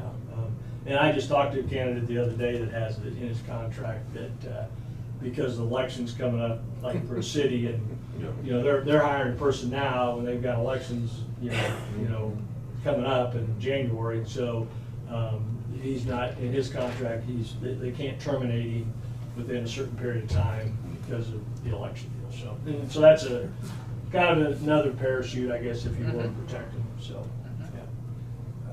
A couple, I guess, housekeeping issues. Support staff and then office space, which this is almost unheard of for us, but we have office space You do? Good. available. We've gotta get it figured out. Well, I saw the county council moved out, or was it the county attorney? County That's the space. County attorney moved, so, Yeah, yeah. so that's very unusual for Marion County to actually have a space, but we're holding it on that chance. But the person would be in this building with, They would have the availability, Good. if the Yeah. commission agrees, they would Yeah. have availability at that office, which is on the main floor, close proximity. that would be It would very nice. be a good fit Yeah. for that Yeah, person. that would be awesome. Then the follow-up question then is support staff. In counties of this size, I know one of the major questions is support staff. Yeah. What are your thoughts? And You know, will it's- depend on the candidate. Well, the county clerk will do all the things Yes. that, no, I'm just kidding. There it is. That's I don't know, I mean, I've always had, in fact, in my career, I shared a secretary with the city attorney, and so I didn't need that much. This day and age, really, I mean, you type your own letters or email, I mean, you just kind of do a lot of things on your own without needing a quote secretary, but it may be that there's somebody here that could assume, like, okay, we gotta put the budget together, or somebody can help do that. So I don't know that it would justify a full-time assistant. I mean, I wouldn't think that, but that's just my opinion, so. I think if the candidate would relieve some other people of some duties and make their life easier, Yeah. then there would, some of that staff should be Might be able to cross over. yeah, not necessarily take them away, but Yeah. Yeah. have them available. I mean, the phone, I don't know where the phone rings and somebody answers the phone, and, I mean, I don't think the city county administrator wants to answer the phone, but somebody, does it come into a central place, or I guess it depends on what department you call, right? Yeah. So we can work through all that, yeah. So you guys can work through that, I should say. Yeah. With your guidance. Yeah, that's right, yeah. And the new candidate. Yeah. You got artificial intelligence now, just tell what you want in the topic. Chat GPT or whatever. Oh. That'll be their assistant. Yeah, how I does tried that once. How would that work in the clerk's office election? Mhm. That's what I Yeah. thought. Okay, other questions? I really appreciate the discussion. You Yeah, led us it's been through great. A lot of good questions. I know we're gonna have some difficult times ahead, but as long as we have the communication laid out and can have these open and frank conversations, I think we'll get through it. I think you're exactly right. Yeah, so look forward to working with you all, and if, do you want me just to kind of work through the county clerk with getting information to you guys, or? That's the best, and then we also keep out of hot water with our open meetings. Yeah, there you go. That's a good point. Yeah, I always worry when I send it to 5 and they all, they Nope, they nope, reply do not all. do that. It's like, don't reply all, please. So, okay. If Tina's okay with that, I think Tina, we'll yeah. run everything. She's been great working with us already with the league. We are very Yeah, fortunate. so, great.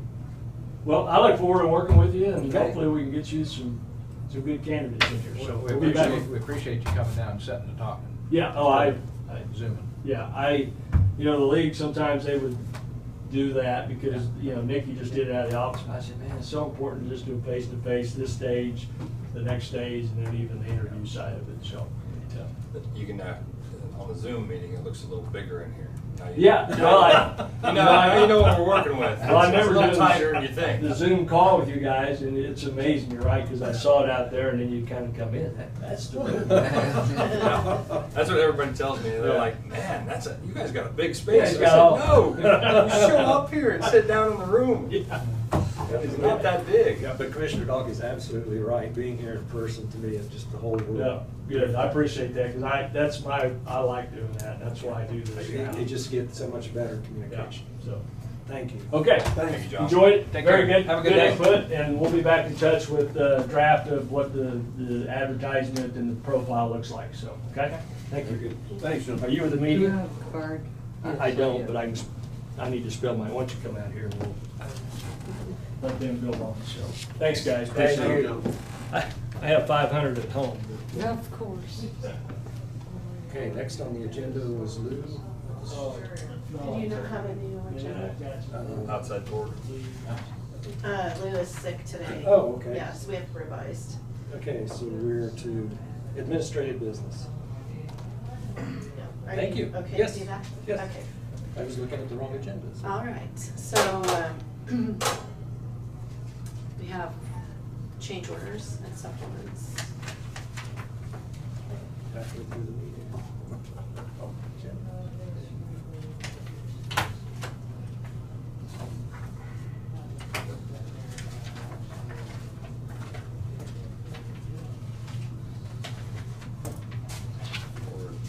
Okay, I'm just gonna leave paper clips. Just one.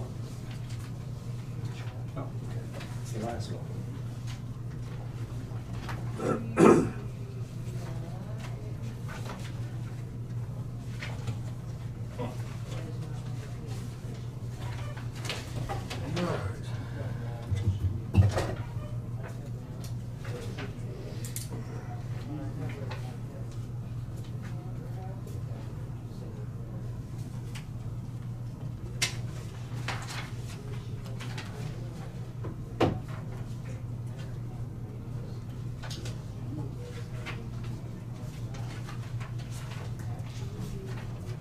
Is that the new church? They can. Shop area.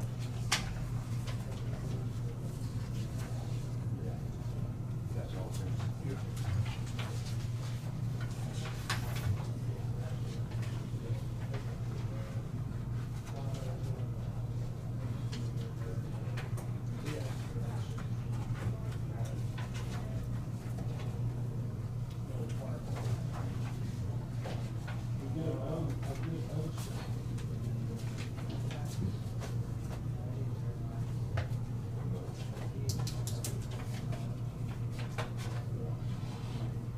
Thank God.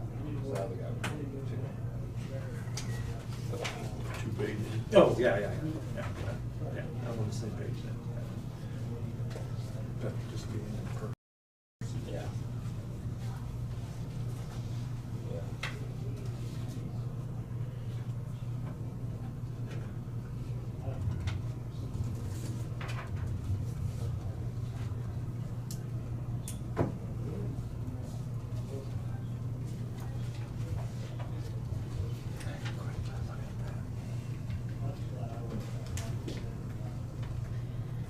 sorry, the computer keeps making a lot of noise. I'm gonna try to make noise again real quick. So just warning you. Kent So looks like he's sleepy. While we have no one else in here. So you really have been doing that, just keep Ken awake, right? Well, Yeah. you know. You can see my head starting to hit the table. Anybody else? If you It's pay a lot of attention, you fun. can see her going. See that little button? Papers. Oh my gosh. I apologize. Tina's birthday, she can do whatever she wants. Shouldn't say anything. Okay, we're done with the, Okay. move on. I have the minutes of July 31st and August 2nd. Okay, To commissioners. approve both. Okay, commission's had a chance to review, a motion by Commissioner Gehring to approve both. Is there a second? Second. A second by Commissioner Becker. Discussion or questions? All in favor say aye. Aye. All opposed, nay. Minutes are approved, 5-0. Okay, behind the pink sheet, and then there's two. Yes, It's salmon. that would be a very radioactive statement or something. I can find it.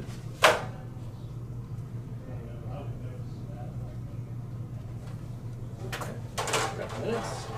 We do have early checks, and that was all in your packet. Commission's had a chance to review the early checks in the packet. Questions? Motion to approve $11,743.91 in early checks. Motion by Commissioner Gehring, is second. I'll second that. Second by Commissioner Crowfoot. Discussion. All in favor say aye. Aye. Opposed, nay. Motion carried 5-0. Glad you can read that on your phone. I gotta make do. It's my mistake. I left it out of the truck so that so somebody can use my truck while it's gone. You haven't reloaded yet. And then I didn't reload it. That's okay. You gotta pay the price somehow.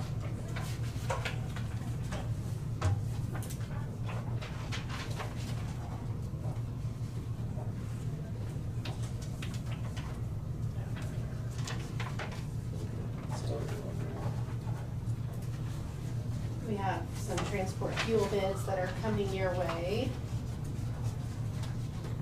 Okay, we have 2 transport fuel bids, 1 app service, total of $26,318.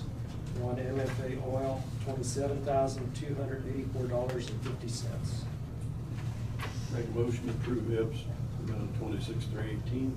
Okay, we have a motion from Commissioner Becker to approve EPS. Is there a second? Second. Second, Commissioner Dahlke. Questions or discussion? All those in favor say aye. Aye. All opposed say nay. Motion carried 5-0. So last week when we signed that KDOT agreement, and I said, well, there might be more that he signed.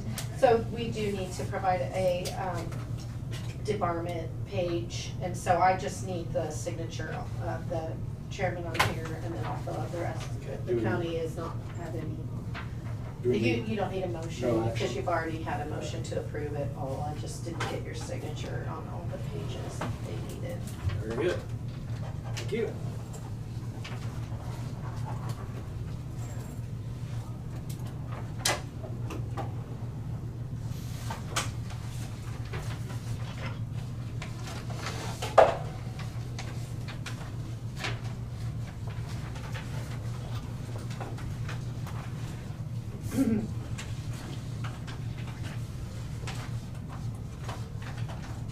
I do have some salary change sheets. Don't have to, well, Take it home and sort it out, keep the good stuff. Thank you.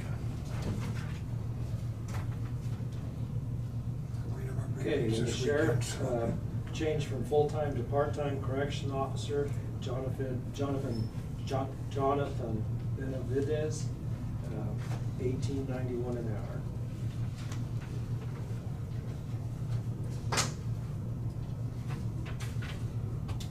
Sheriff jail, changed from full-time to part-time corrections officer, Dakota Bruckner, $18.91 per hour.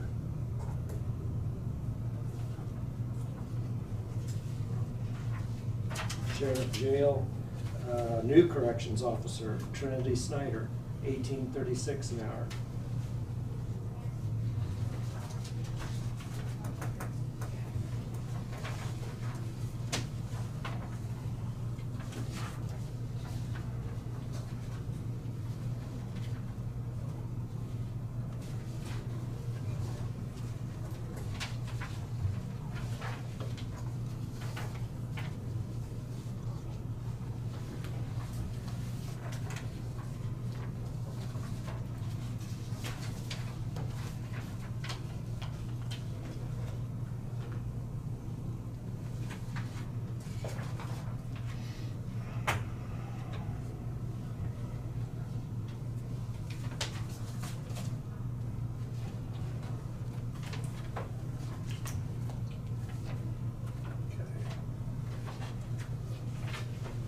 do have two budgeted transfers for approval.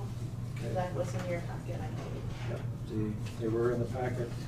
I would move to approve the road and bridge sales tax to capital improvement fund of $112,492, and the road maintenance improvement 7 mil to capital improvement fund, $178,583. Second. Second by Commissioner Gehring. Questions or discussion? If not, all in favor say aye. Aye. All opposed say nay. Motion carried 5-0.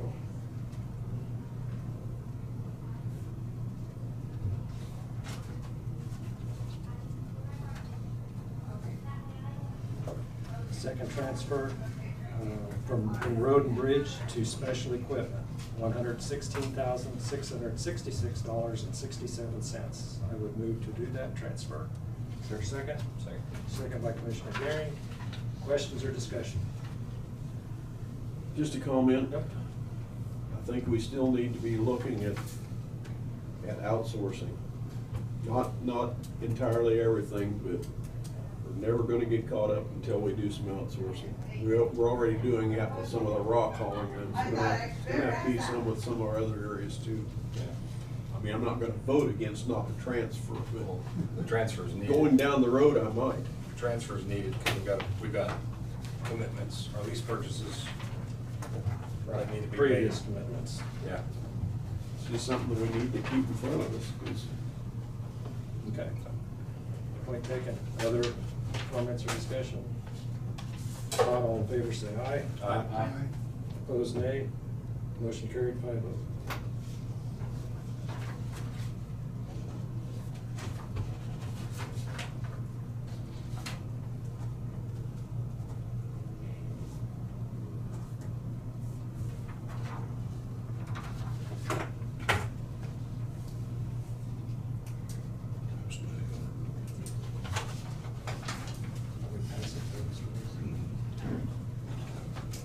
Am I supposed to call for it and read it out loud? No, please. Isn't that what they did in grade Got you school? done. Yes, but I can go.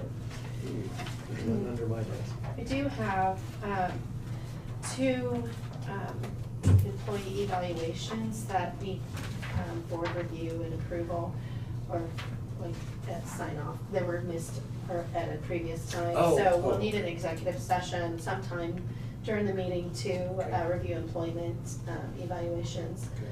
It'll probably only need like 5 minutes. I think there's just 2 of them. So Okay. it doesn't have to be right now, but before the end of the day would be great. Okay. And that's all I have, I believe. Sharon, was Jeff coming? He's not able to make it. Okay. Why don't we do the executive under Brad's? Let's take care of Sharon's first, and then we'll move into yours. So we'll move into the county councilor, attorney-client business, and the first would be an executive session for 10 minutes for potential litigation. I move that we recess into executive session in order to discuss potential litigation pursuant to KSA 75-4319B, Item 2, consultations with our attorney, attorney-client privilege, with the commission, Brad, Tina, Sharon, for 10 minutes from 2:09 to 2:19.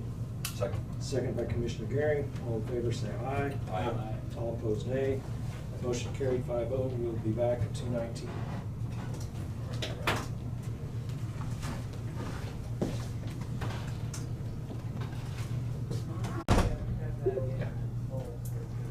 Yes. I was just telling you so you didn't have to get up. I was just telling you so you didn't have to get up. This conference will now be recorded. Out of executive session, no decisions made. We need to go in for another 10 minutes, same purpose, potential litigation. I move to recess executive session in order to discuss potential litigation pursuant to KSA 75-4319B. Item 2, consultation with our attorney, attorney-client privilege. Commission, Brad, Tina, Sharon for 10 minutes, 2:21 to 2:31. Second by Commissioner Becker. All in favor say aye. Aye. All opposed nay. Motion carried 5-0. Back at 2:31.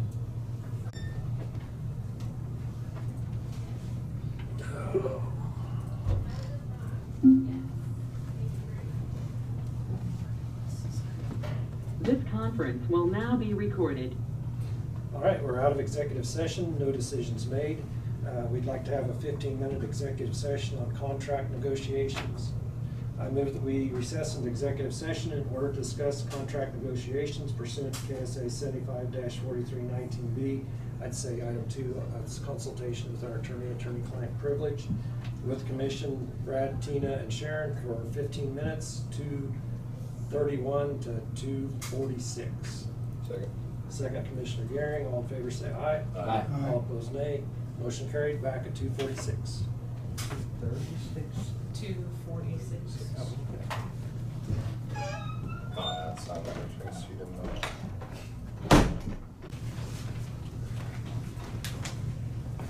Always want to stay in a long gallon. This conference will now be recorded. Out of executive session, no decisions made. Okay, with the agenda at 2:30, we had the architectural firm RFP. Would you prefer to finish the count store business first and then move into that? Is that agreeable with the commission? Finish the count stores items? Makes no difference. Okay. Brad? Trying to think of any of these. Look to the right. There we go. Attorney-client privilege contract negotiations, 10 minutes. Okay. I move that we recess to executive session in order to discuss contract negotiations pursuant to KSA 75-4319B. Item 2, consultation with our attorney-client privilege. Commission, Brad, Tina, and Kurt for, you said, 10 minutes, 2:48 to 2:58. Second. Second by Commissioner Garing. All in favor say aye. Aye. All opposed, nay. Motion carried 5-0. We will be back at 2:58. But, attention. That's fine. Conference will now be recorded. And then Tina has it. Okay. All right, we're out of executive session, no decisions made. We'd like to go in for another 5 minutes on potential litigation. I move that we recess into executive session in order to discuss potential litigation pursuant to KSA 75-4319B. Item 2, consultation with our attorney-client privilege. Commission, Brad, Tina, for, you said 5 minutes? 5 minutes from 3:02 to 3:07. Second by Commissioner Garing. All in favor say aye. Aye. All opposed, nay. Motion carried. Back at 3:07. We came off the list.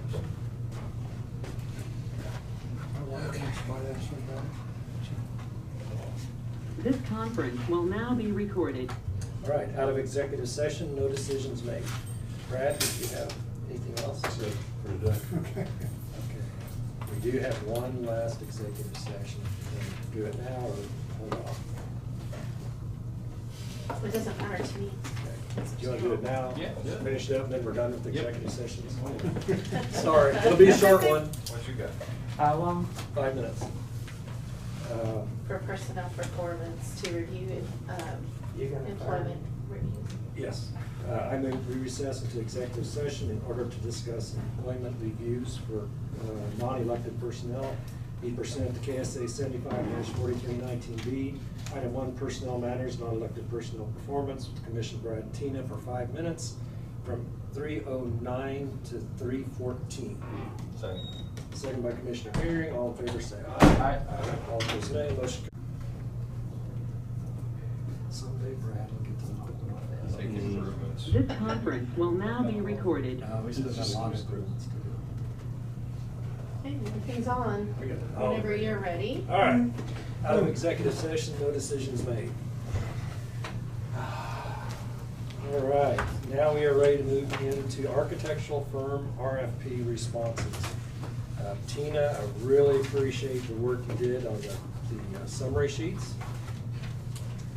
I didn't know if anyone had any different feedback than I did, but based on I did not rank them on past, like proven past history, references, or the pricing. I thought I would Right. let you all do the pricing and then do the,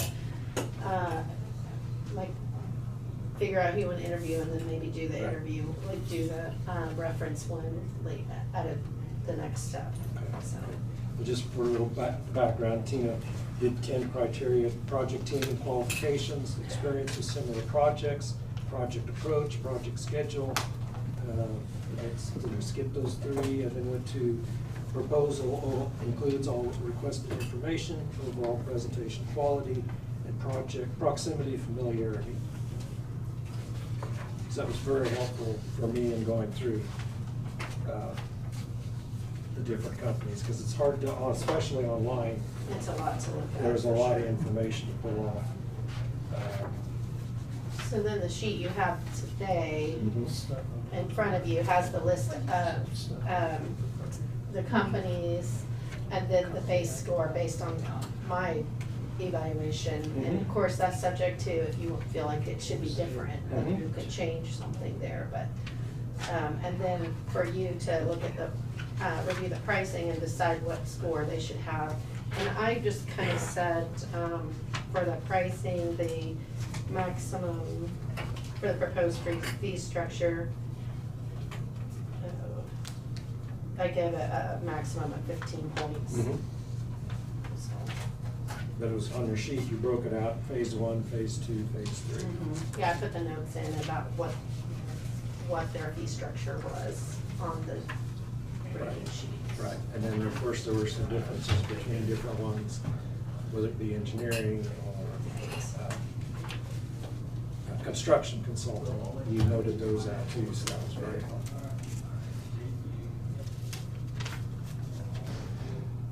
So I guess before we start, do commissioners have any questions on the general overall process? Yeah, some of them listed some of their prime contractors that they would use. Right. I don't see that on here.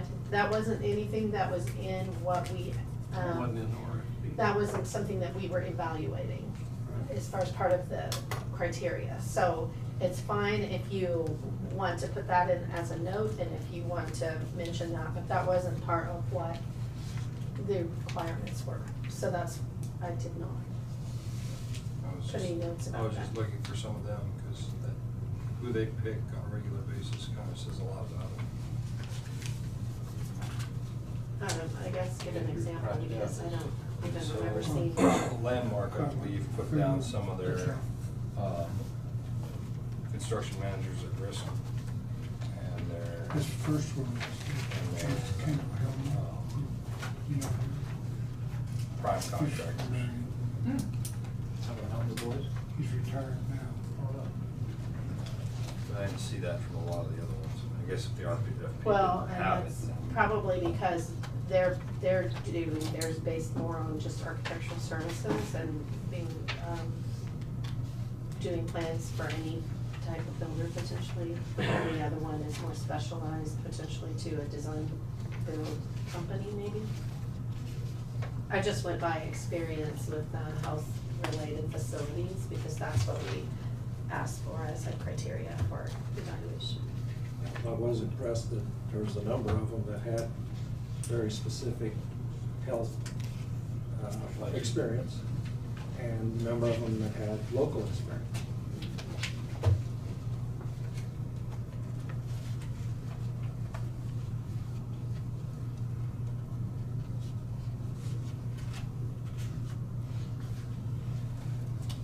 Did you, I think I said, did you have any different opinions on anything?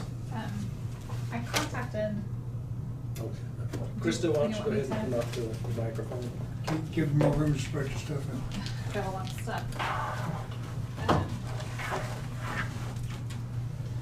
I did get in touch with the Washington County Health Department. Okay. And I talked with them. They used HFG for a remodel back in 2015 is what their administrator had said. Okay. They said that they were pleased with the architectural firm, but they were not happy with their contractor that they had used. So that was the feedback. There Was it somebody local or this? she didn't specify. That was on which clinic? That was through HFG, and that was a health department, Washington County Health Department. So another small health department.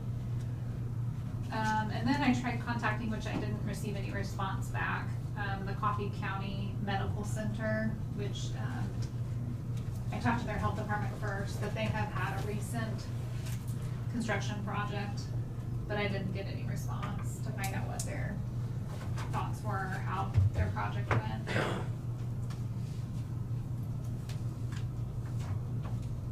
The other feedback that I had gotten, Jeremy Enzi had given me feedback prior to this about Alloy and HFG, that they were both good companies when he had worked with them locally. For the hospital. For the hospital here. And I guess the other thing that I heard to consider is if they have their people in-house, including like their civil engineer or their, you know, is it an all a one-stop shop or are they separated? I would say as a health department, we don't have a preference on who, and from my standpoint, just kind of gathering information. Well, appreciate you doing some of the background work on checking some of the references on similar projects. And I did break that out on each sheet, if they had a different engineering firm or if it was within their own company. So hopefully you saw that under the second information about Yes. project team, that area, I broke those out specifically for you.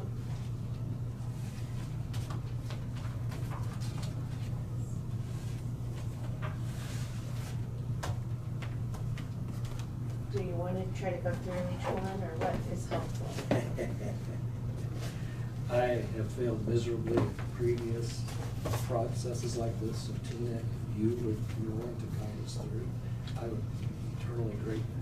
Is that okay with everyone, just to go through each contractor and the sheet that you have there? Yeah. And then if you have other points that you want to add on it that you notice that you want the board to be aware of? Thank you. Okay, is that okay with everyone? Or? Just a question. If we're comparing apples to apples on each one of these, which it appears to me that we are, the only thing we discussed is price. I think there's a few other nuances that the commission would need to look at on each, there are still variations between each company. So I think it's worth the time to get in process to go through each one. Can I add something, Chairman? Sure. Okay.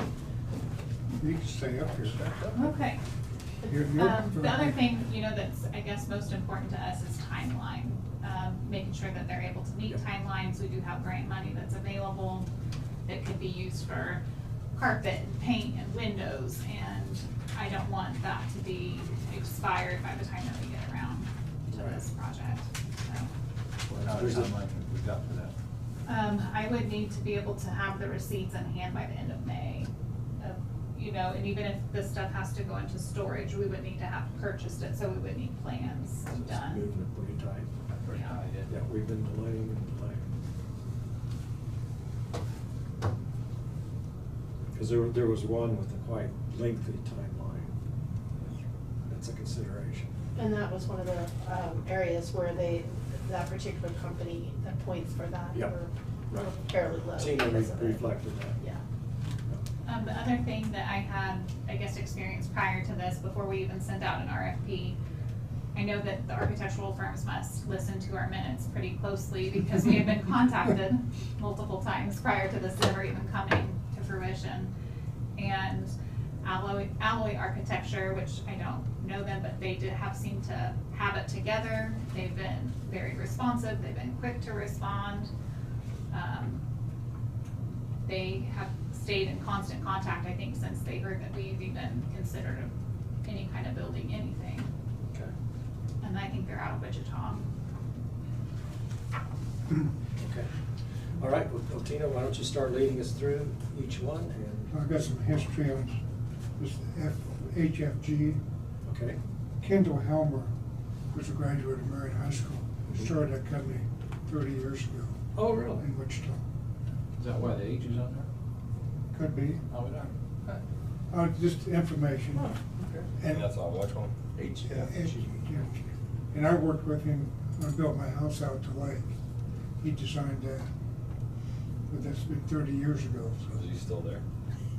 No, he's retired. Yeah, don't believe somebody. That house has been up 30 years, hasn't it? Mm-hmm. Wow, I lived there for 27. wow. Yes, I know. All right. I mean, perhaps you already know, based on what we already have, if there's somebody that you wanna go with, otherwise, I mean, I'm willing to go through and review it with you. Why don't we start kind of a high level on each one? Okay. And then see if there's something that immediately kicks them out or wants more information. Okay, so on Alloy, they had a lot, very extensive healthcare experience and gave a lot of specific projects that were similar to what we have, and then bigger ones and smaller ones that were all medical. They do have, they do consulting for engineering, so they use a structural engineering company that has commercial, healthcare, municipal, and other experience. They use this EBH for the civil engineering, which is like sidewalks and streets and things like that. And then they had the electrical and mechanical engineering that they listed. The specific personnel they listed have extensive medical history, like working in medical facilities. The proposed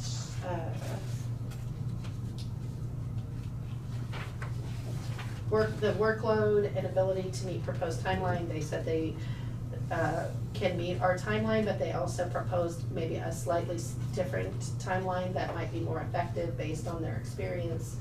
And basically, when I look at it, the way that a potential alternate timeline would be project completion of the plans by the end of February, and we did have some others that were similar to that. So they were like shortening timeframes on certain pieces and extending timeframes on other pieces. So they would either go with the county's timeline, or they would, if the county would be open to that other timeline they felt would be more appropriate for this type of a project. And I did include that in RFP because I don't know what the appropriate timelines are, and so I was just guessing, and so I gave them the ability to propose an alternate timeline. This firm said they could do either. Their approach would be that a collaborative approach. Most all of them would do like meetings with the board and Krista, and then formulate their plan from there. Their pricing, proposed fee structure for the first phase, which is the space needs assessment, was $6,600, $8,700 for the site assessment, and then $11,800 and $80,900 with reimbursables not to exceed $800. I didn't have any other notes on that. Almost all of them on the phase 3 pricing was a percentage, right? Yeah, most of them were. And they were using, most of them it looked like using 1.6. I did that to compare apples to apples because they had a target. Because they're using a percentage of the overall project cost. And so if we use the 1.6 million, that way each company, it's the same. Yeah. And so one company had specified that because they knew that our project budget was, we were not gonna want a real super expensive project.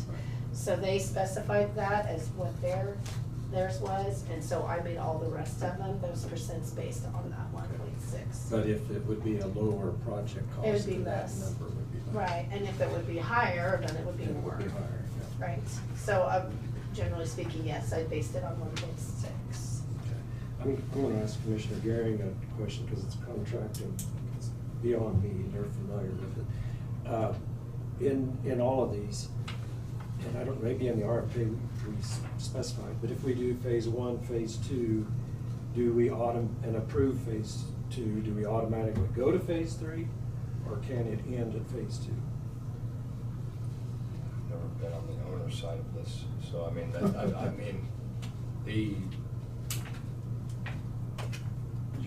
I think you can stop as long as you don't keep them working, but to have them work through phase 3, you're gonna have to pay them, so.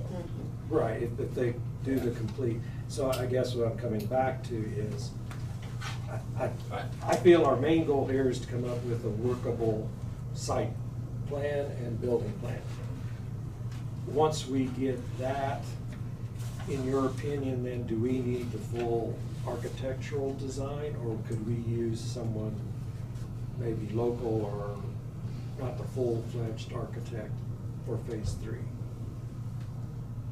I don't know what exactly they're giving us in each one of these phases, for sure. I mean, I don't know what they're saying. Phase- That, obviously, that huge number has some job management. Yep. You know, the building phase. Right. Coming to the weekly meetings, the stuff that all goes along with that. So I wouldn't think you would be committed. You could get a concept out of the first few phases. I can tell you what the phases are. Okay, thank you. In the RFP. Yep. Phase 1A, space needs assessment, was meeting with county staff and county commission to verify space needs and priorities, focusing on public health requirements, recommend innovative solutions for cost efficiencies, including but not limited to potential dual-purpose spaces, develop a project based on the following needs and wants, basically listed out. And so that was phase 1A, was try to determine what sort of building we need. Then phase 1B was the building site assessment, so review the proposed building site to determine if it's, so adequacy of proposed site to accommodate a building project meeting the space needs determined in the first phase. And then options for a phase back project, if the project looks too expensive, like if we can provide different options to make it less expensive. And then whether the building, driveways, sidewalks, parking, and additional structures would fit on a proposed site, meeting all requirements, including setbacks and regulating jurisdiction. And then the review the site to determine matters of importance and approximate costs to prepare for a building project. So kind of looking if there are any extenuating circumstances or concerns with the lot that could impact the project cost or feasibility. So that's all in phase 1, split between 1A and B. Phase 2 is the development and conceptual plan, so basic concept plan, rendering, so drawings, and a preliminary building cost estimate of what it would cost to build it. So that would be a site plan showing the placement on the site, drawings of the basic floor plan without any mechanicals, nothing like that, just what the rooms might be like, and some sort of a architect's engineer cost estimate to complete the building project, and then so that's what that basically includes. Then the phase 3 is detailed construction plans. That's when you would get into the blueprints, like any mechanical, the engineering, all of those other things. And so basically that, once you have those detailed construction plans from phase 3, that's, it also includes assist county with contractor bid packaging process in the RFP. Very So- well committed on phase 3.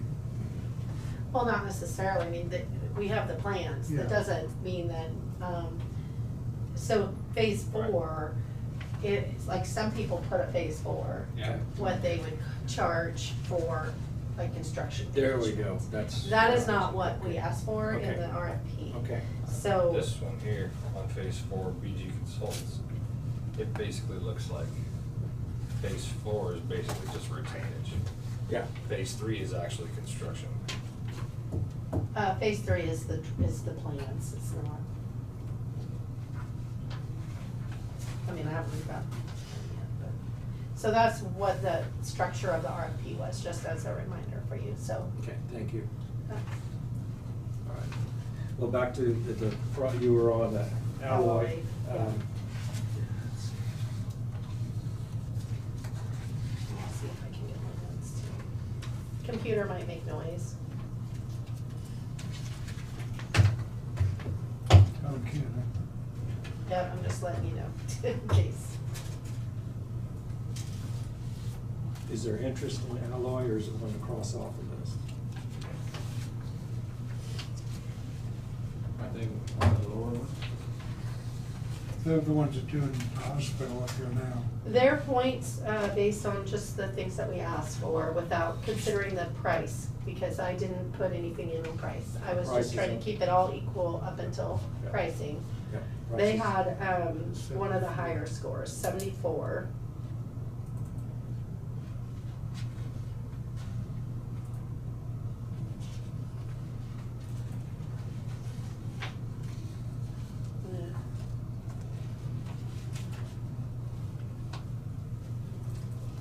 heard some good reviews on them so far. The others, we don't have much out there to look. Sometimes some people work good with the others, and sometimes they don't. Phase 1 and 2 on pricing was 27.1.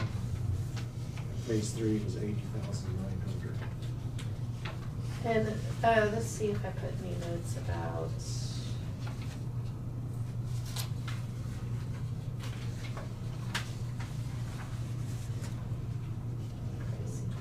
Beyond what you have.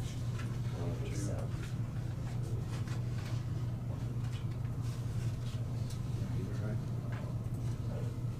What'd you say it was? A couple of them I'm confused.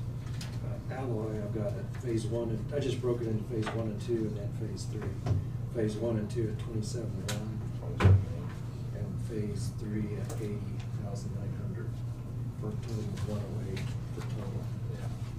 To me, I was breaking in phase 1 and 2, I figured you gotta have those, and then separate out phase 3. Tell us what we got for in phase 1 and 2.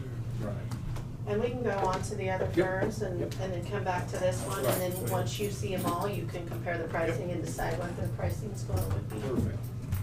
Are there any other questions or anything to consider on this one?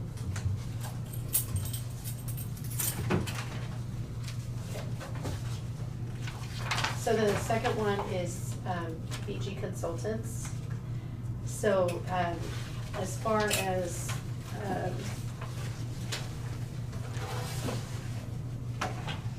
they have this overall score, just based on my review, of 64, unless you all have some different comments. But they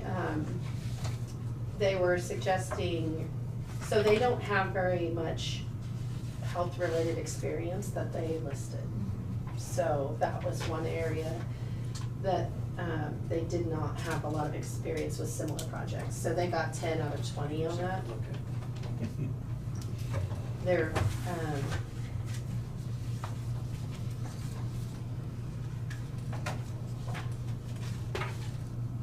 they have their own engineers within their firm. They proposed a lump sum of 3,000 for 1A, 2,400 for 1B, and then for phase 2, a lump sum of 5,400. And then for phase 3, it was, they're looking at overall 7.25%. And it's split between like 15% for the drawings and 15% for the optional for phase 4 for construction oversight. So if we base their 7.25% on a $1.6 million project, then you're looking at a total of $116,000, with 85% of that being that $98,600 proposed. So if you look at phase 1 through 3 for them, they're at $109,400. I guess what surprised me on that one was they were so low up front. Right. And my concern up front is where we have our biggest concerns. We need the design, we need the site, we need the layout. And I just don't know how you can do it. I guess they're putting all their eggs in the basket in the final design. And then not much health experience. Right. I guess that's what I would put lower on the scale.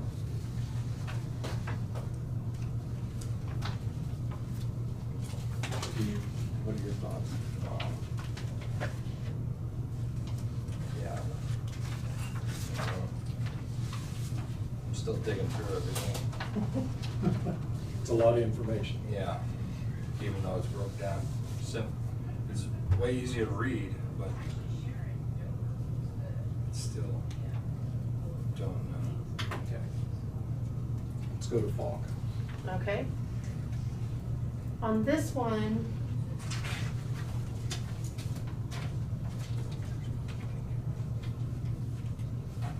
they contract out their engineering. They're a very small firm. They do have some health-related experience that they listed, including the Marshall County Health Clinic. They also have some municipal experience, so government experience.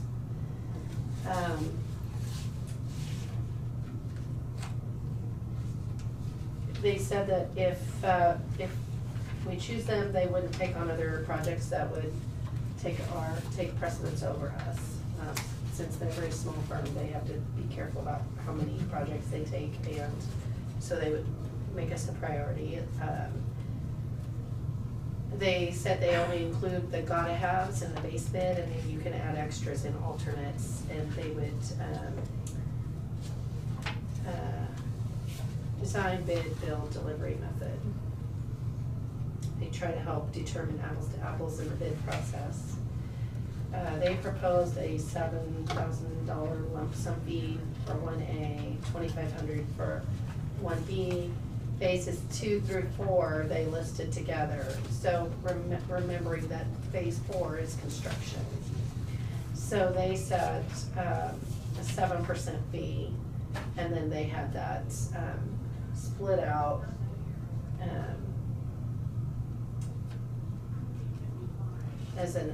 They just basically lumped that all as together. And then in their proposal, it wasn't very clear to me when I was reading it if the engineering was actually included or extra, because each of the engineering firms also had a maximum not to exceed within the proposal. And so that's what you see there on the second sheet under proposed fee structure. 28,630 engineering extra question marks, and then 7,500 engineering extra with question marks. Yeah. And we did try to call them to find out if that, you know, a clarification on that, and they haven't called us back. So we called them on Friday. That's 157,630 if the engineering is extra, and if not, you know, 2 through 4 are lumped together there. So I don't know that we can even separate that out. So that's my notes on this one. All that tells me is, we know there's gonna be overruns, so we're just gonna throw in heck of a big bill. The two things that concerned me was, first, it's a small firm, which can be good, but if you get into a time crunch, you know, have less experience, you have less time, you have less staff. And then the other one was it's not the right word. It was hard to determine on the engineering. It wasn't clear. Right. And I think the other ones did a much better job of clarifying. So you got phase 2 tied in Yes. with everything else. Yes. You can't get an initial breakout cost. Right. I mean, so if you, like, even just write the costs on here for phases 1 through 3, and then rank the monetary scores based on those, with 50 being the highest and 0 being the lowest, I mean, you could figure that out, but I don't know how to divide all that out. And it wasn't the way we asked for it. Right. So. There's almost 3 strikes. I'm looking at all my other scoring. Right. It's, you know, in the middle or last. Okay. All right, HD. Okay. HD. Let's see.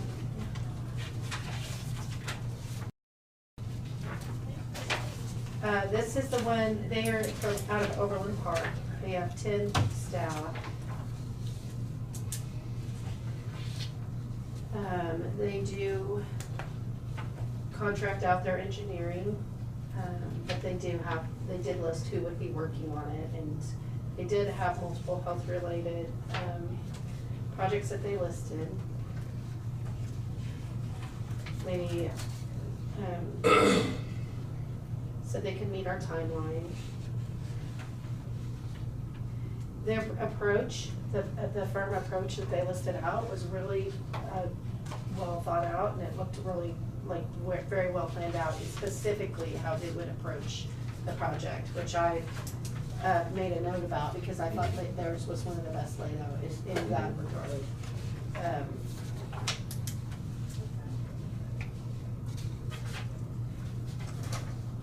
Their proposed fee structure, I was a little bit confused by the timeline. They said it's achievable, but then they said they thought it would take approximately 5 months, which that isn't the timeline that we gave. That puts them about the end of February. So it's equal with the first one, but I thought that was a little bit contradictory that they said they can meet our timeline, but then they put that in there. Let's see. They did include an optional number 4, which would be construction administration, and it would be 20% of all the above fees. So I based everything on that. So their proposed fee structure was $4,800 for 1A, $10,500 for 1B. Phase 2, which is the concept, was $16,000. Phase 3, the detailed, was $56,500, and so that total was $87,800, and that does include the engineering. So for pricing wise, this one seems to be a better one. And then $15,000 would be the based on 20% of the above fees for construction management. So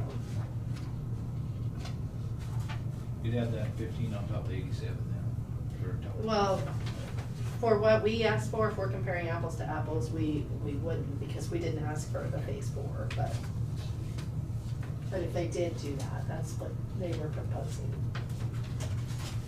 So this was one of the better on the pricing. If you did the whole project.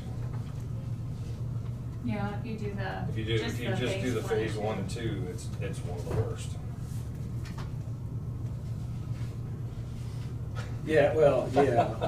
Right, But again, I yeah, just I think kinda- you're gonna have to look at phase 3 too, Right. potentially, Yeah. if your So drawings. phase 3, they're one of the best.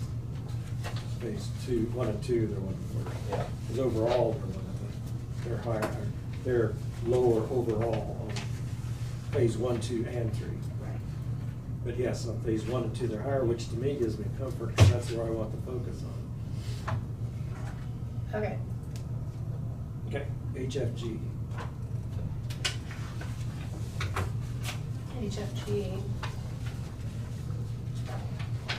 Play odds on who wins. It's a large firm, they've got about an 80-person firm at 4 locations. They said that Wichita would be the office location where the project would be, and that there are 44 staff there. They did list hospitals and a clinic. There's some health and municipal things listed. Washington County, as Krista said. They said they were able to develop personnel. The timeline's gonna depend on our actual forward progress. They can meet it as long as we can, basically, is what they said. They looked at the site already, had some insights about it already, that they provided in the RFP. Their approach was really well organized and planned out, and the engineers that they have, that they consult with, have already done work in their county. Yeah. Price structure, 10,000 lump sum for 1A, same for 1B, 22.5 based on 1.6 million project overall cost. And then phase 3 would be 53.5, variable based on the 6% project cost. So that, if the project is more, obviously that would be more. But so the overall percent is 6%, where we've seen some that are 7 or 7.25. So that was the worst so far, initial cost. Right. Best so far, Yes. overall cost. And their ranking overall was 80 points based on the criteria in the Yeah. RFP. They had the highest ranking too.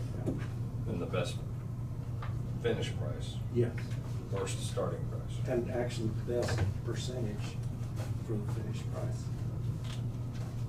for phase 3. But a lot more upfront. Okay, Landmark.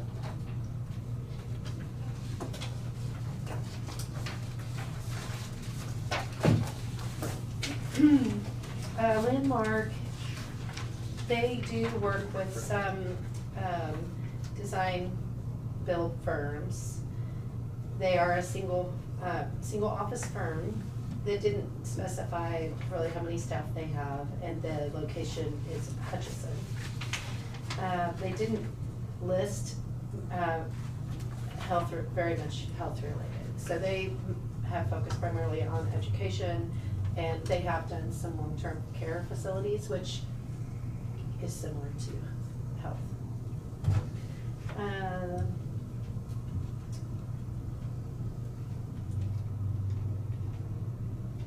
They had a really brief general statement about their approach of how they would do it. They are somewhat familiar with Marion County because they're working on a project with Center School District. And then the fee structure, phase 1A. So I based this on a 1.6 million, and so then they did a 7.5%, and then they did percentages for each phase is how they listed their fee structure. So if you just do the math, 1A is 12,000, 1B is 6,000, or 5%. Phase 2 is 24,000, phase 3 is 54,000, which includes bidding. So that total is 45% because they broke that out. If they didn't bid it, it would be a different price. If they do bid it, it would be this. And then they did include the construction administration, which is 20% of 7.5%. Second worst initial. Yeah, least nice experience. Fifth worst pricing overall. We marked that one off. Yeah. But that's the one that listed some of the contractors, and you liked that, Commissioner Gary. No. Right? Yeah, It's a trade-off. I did like that they did, and so. Yeah. I'm not gonna comment on the rest, what I thought, so. So that was one thing that you Some of your mentioned, so I friends. wanted to put that in there. Okay. Then the last one, SBT. They have 2 offices, which Enclave Center, that would be working, they said both would work on the project. They have about 38 staff. They listed 3 previous medical projects for 2 of the people working on it. They didn't talk about engineering that I saw, or that I wrote down. And then their workload, they cannot meet the proposed timeline. They proposed a timeline for completion in June 1st.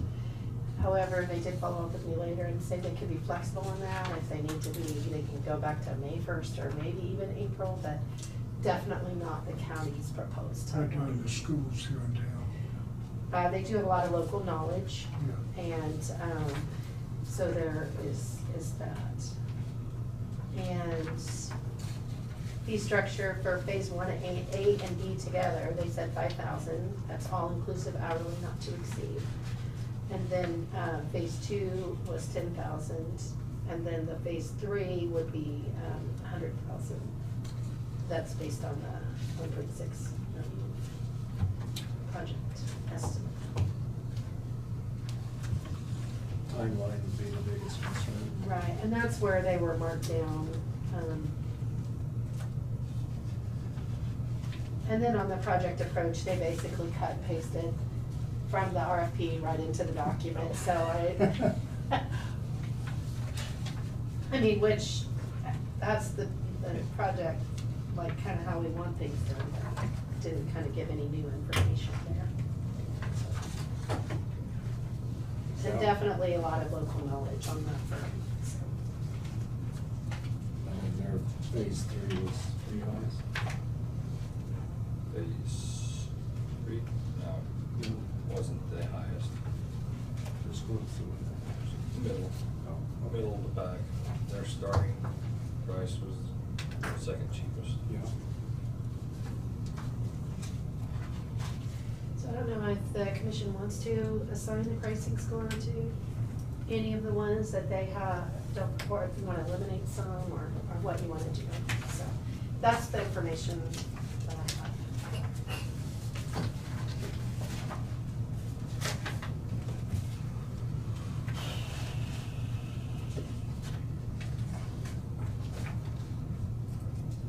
Okay, from the discussion, what I pulled up was ones on the lower end or the lower half would be BG, Falk, Landmark.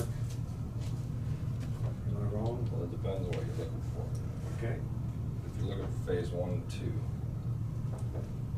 it would go, if that's what you're looking for, it would be BG, SBT, and Alloy. If you're looking at only pricing. If you're looking at only pricing to Right.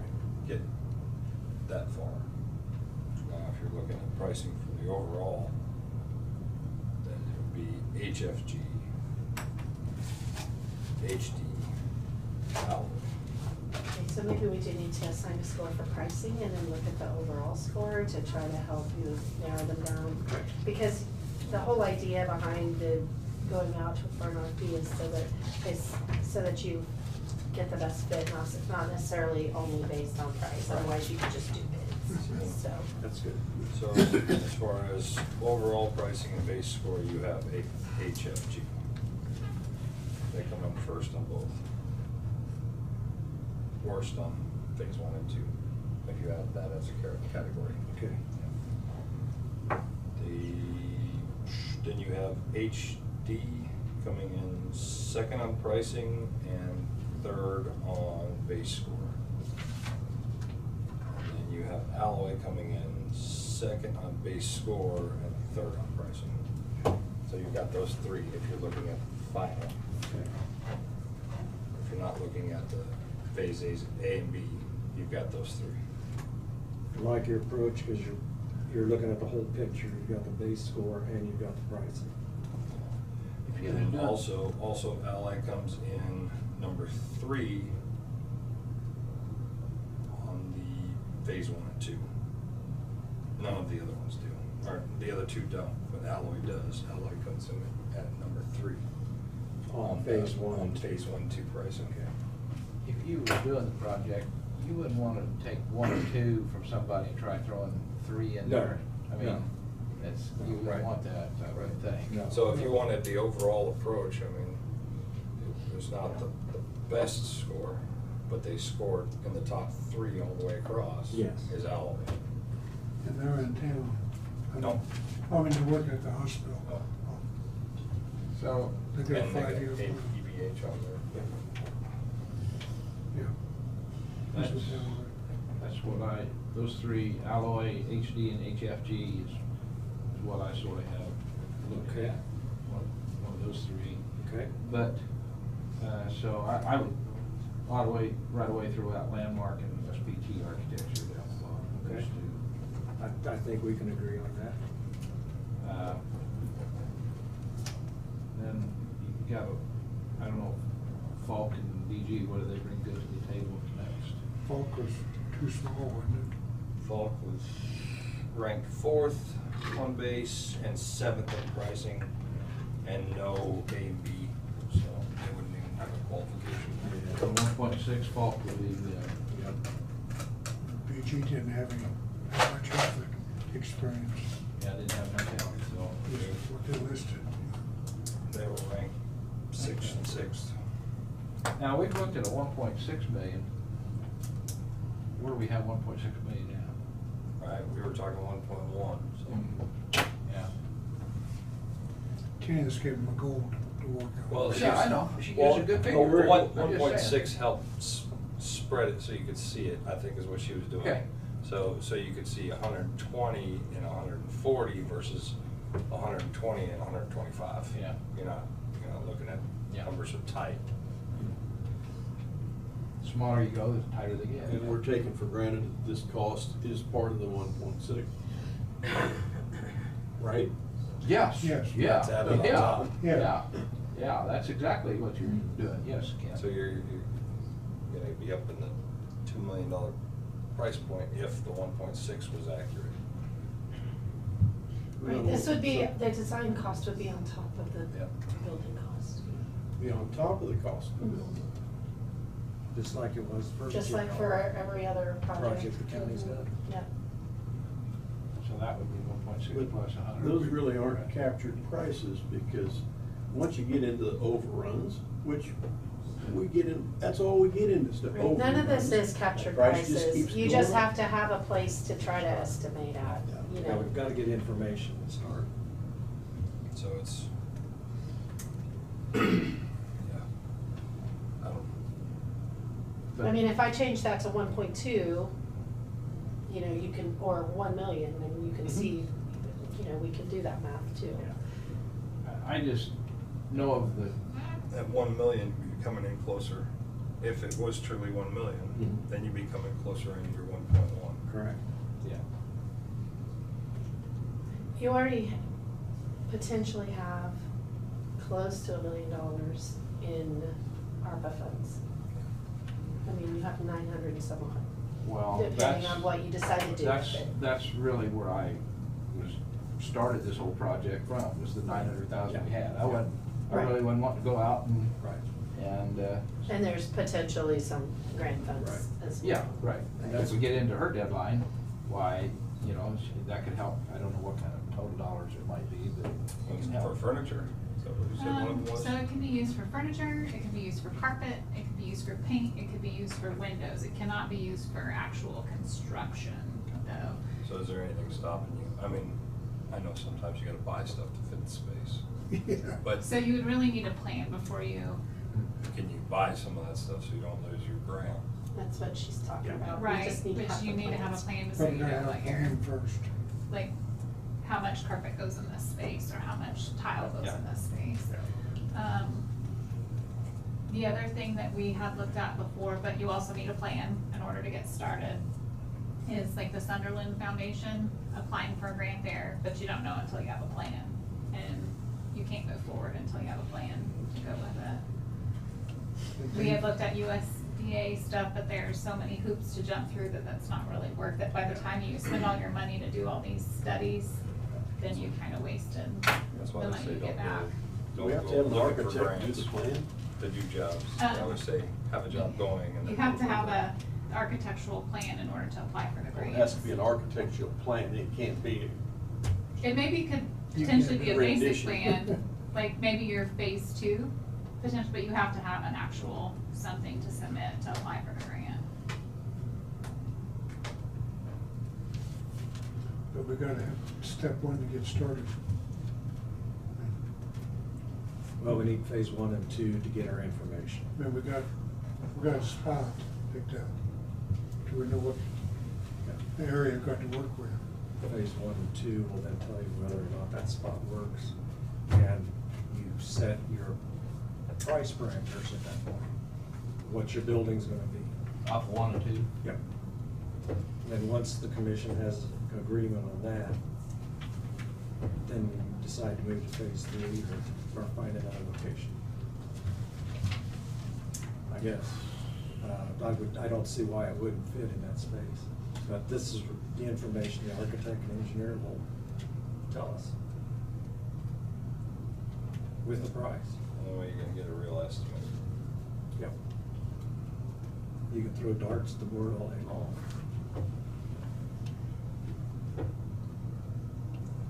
Gotta jump off the cliff and start. Let's use another analogy. We're looking over here. You got it right there. I prefer building a foundation. Our soil lift test. off- lift Soil off the test. runway. Yeah, soil test before you build the foundation. You can build it, they'll come. Alloy was the cheapest. No. No? Alloy basically came in It was the either third, tied for Yeah. second, or third on base price. HFG was coming in at, They come in first and then last. in 1 and 2. In 1 and 2. So I mean, if we're not gonna go absolutely certain, if the price came in at 1.6, are we still gonna do it? So we don't wanna pick somebody that's got the worst on A and B if we're not gonna say, yeah, 1.6, we're still gonna do it. If you come in at 1.6, we wanna be able to put the brakes on, you wanna go with the smaller 1 and B, 1 and 2s. Okay.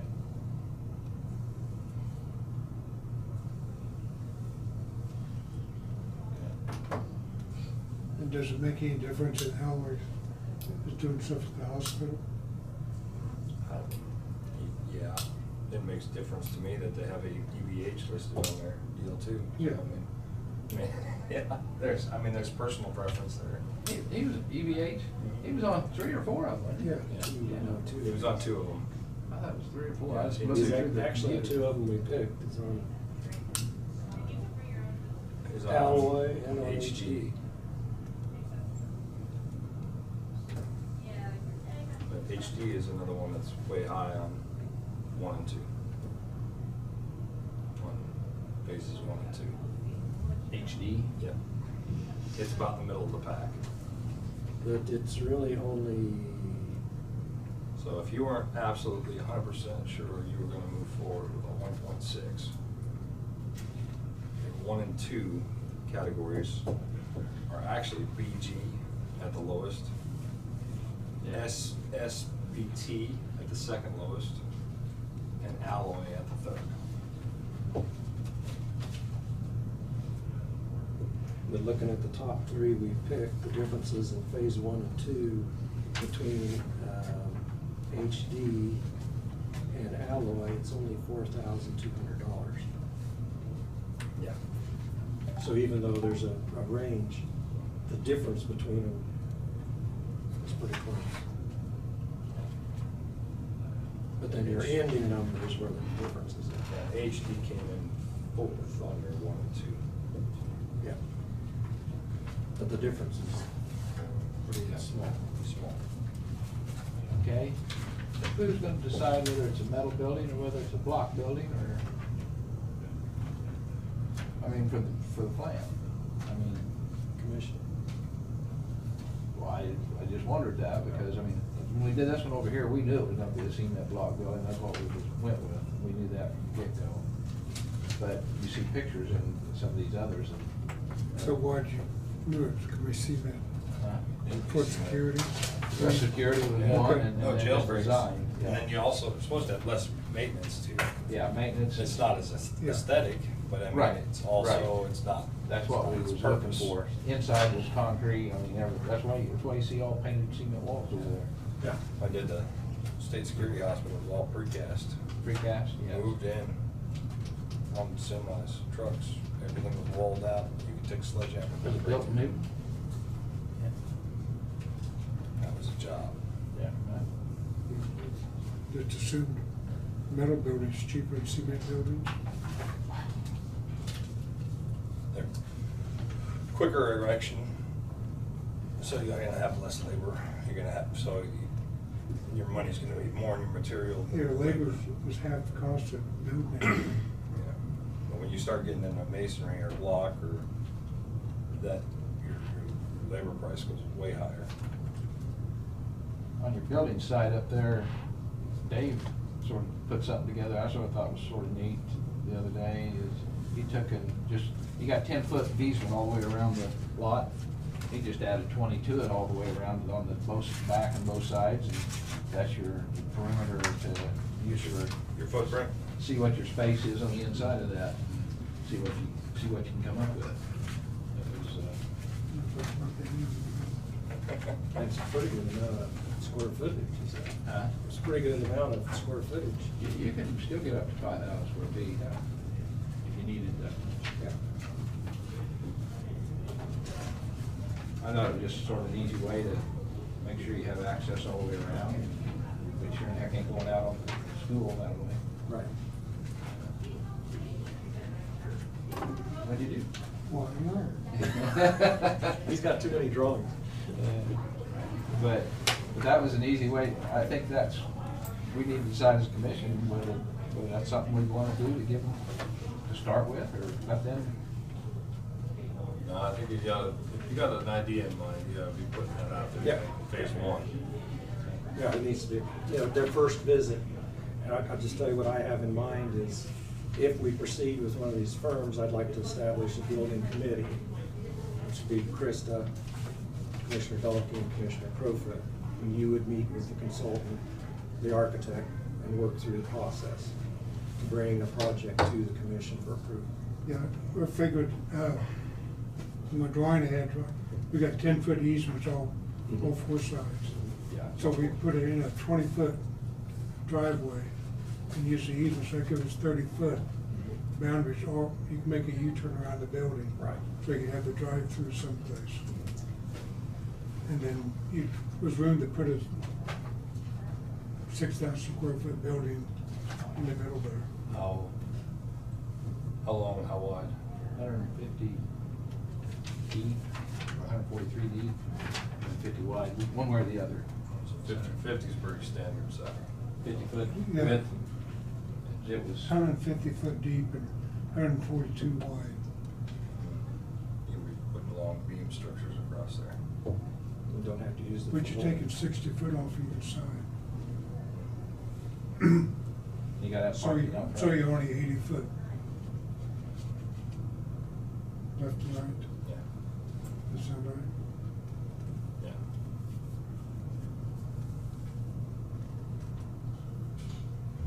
But the longer those are, the less spacings you have on them, so. The what? The less spacings you have, so. It works out. It works out. 'Cause if you made it longer, then you'd have to have more supports, because you'd have one every 30 feet. Yeah. So by making it wider, you're adding more length to Just the put crossover. bigger iron in there. Yeah. It all comes back to a matter of efficiency. Right. What the engineers, One thing on the HFG.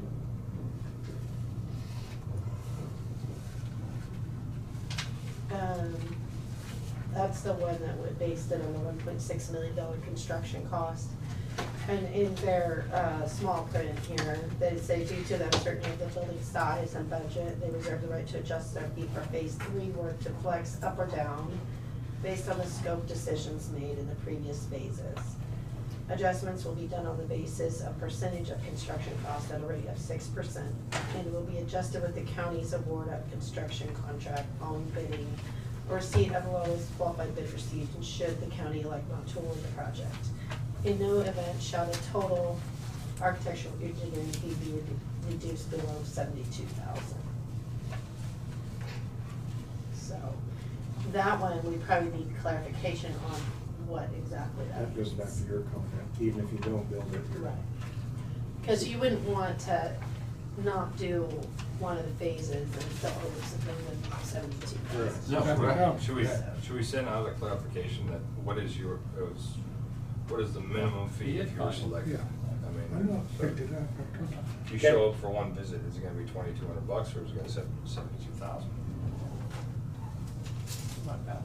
So this is the only one that have that kind of language, so I just wanted to make sure that you're aware that that language is there. Yeah. And I did put it on my sheet too. Yeah.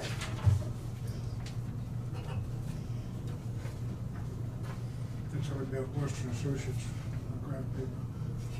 It works. Yeah, that's. All you need is a little squares. You sure they won't give you the grant for this?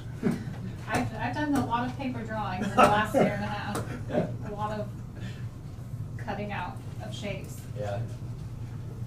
You're gonna be prepared for your first I'm meeting. prepared this time.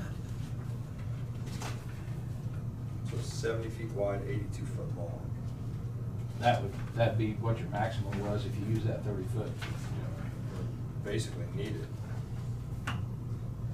Do you think it would be an appropriate question to ask them if you have to enter into the other phases, if you can only go through phase 2, if you decided to stop at phase 2 and use a general contractor to finish out your? We can always ask. Because I know that other county locations have been built on a basic plan Design build. rather than a full-blown blueprint. Yeah. Some clarifications probably. So could we pick out, say, the top 3 to ask, or top 2? I mean, are you kicking out HFG because of the maximum? Well, I think you need to clarify where that kicks in. Okay, we If could it kicks include that in with on the phase question. 2 and 3, or if it kicks in on at the beginning. Yeah, I think we need to ask them all. Yeah, I think you need to ask them all. This has Right. happened before. Yeah. We did that on the, what was it? On the boat dock, or on the heated dock. We asked for pricing on one portion from a couple contractors, but not from all of them. And the one had it all included and was very pissed off. So you gotta ask them all. Okay. So, restate the question specifically, because it needs to be asked. So what's the base fee that we would be charged with the conceptual drawing? Yeah, so drawing. Not jump off into construction. Phase 1 and 2. Okay, Tina, you got that? Clarify. So basically, you just want to know if you're not going to go into phase 3, just making sure that what's listed for each phase is what would be paid. Like if we just decided to do that phase, that's the only amount we would have to pay. Is that the question? Yeah, Is that right? Yeah, Yeah. because we don't know what it's gonna cost, really. Yeah, because that's where the big decision is made, is at the conclusion of phase 2. Until you know the cost. Okay, was there another question to ask each of the applicants? Lots. I'll just go through them.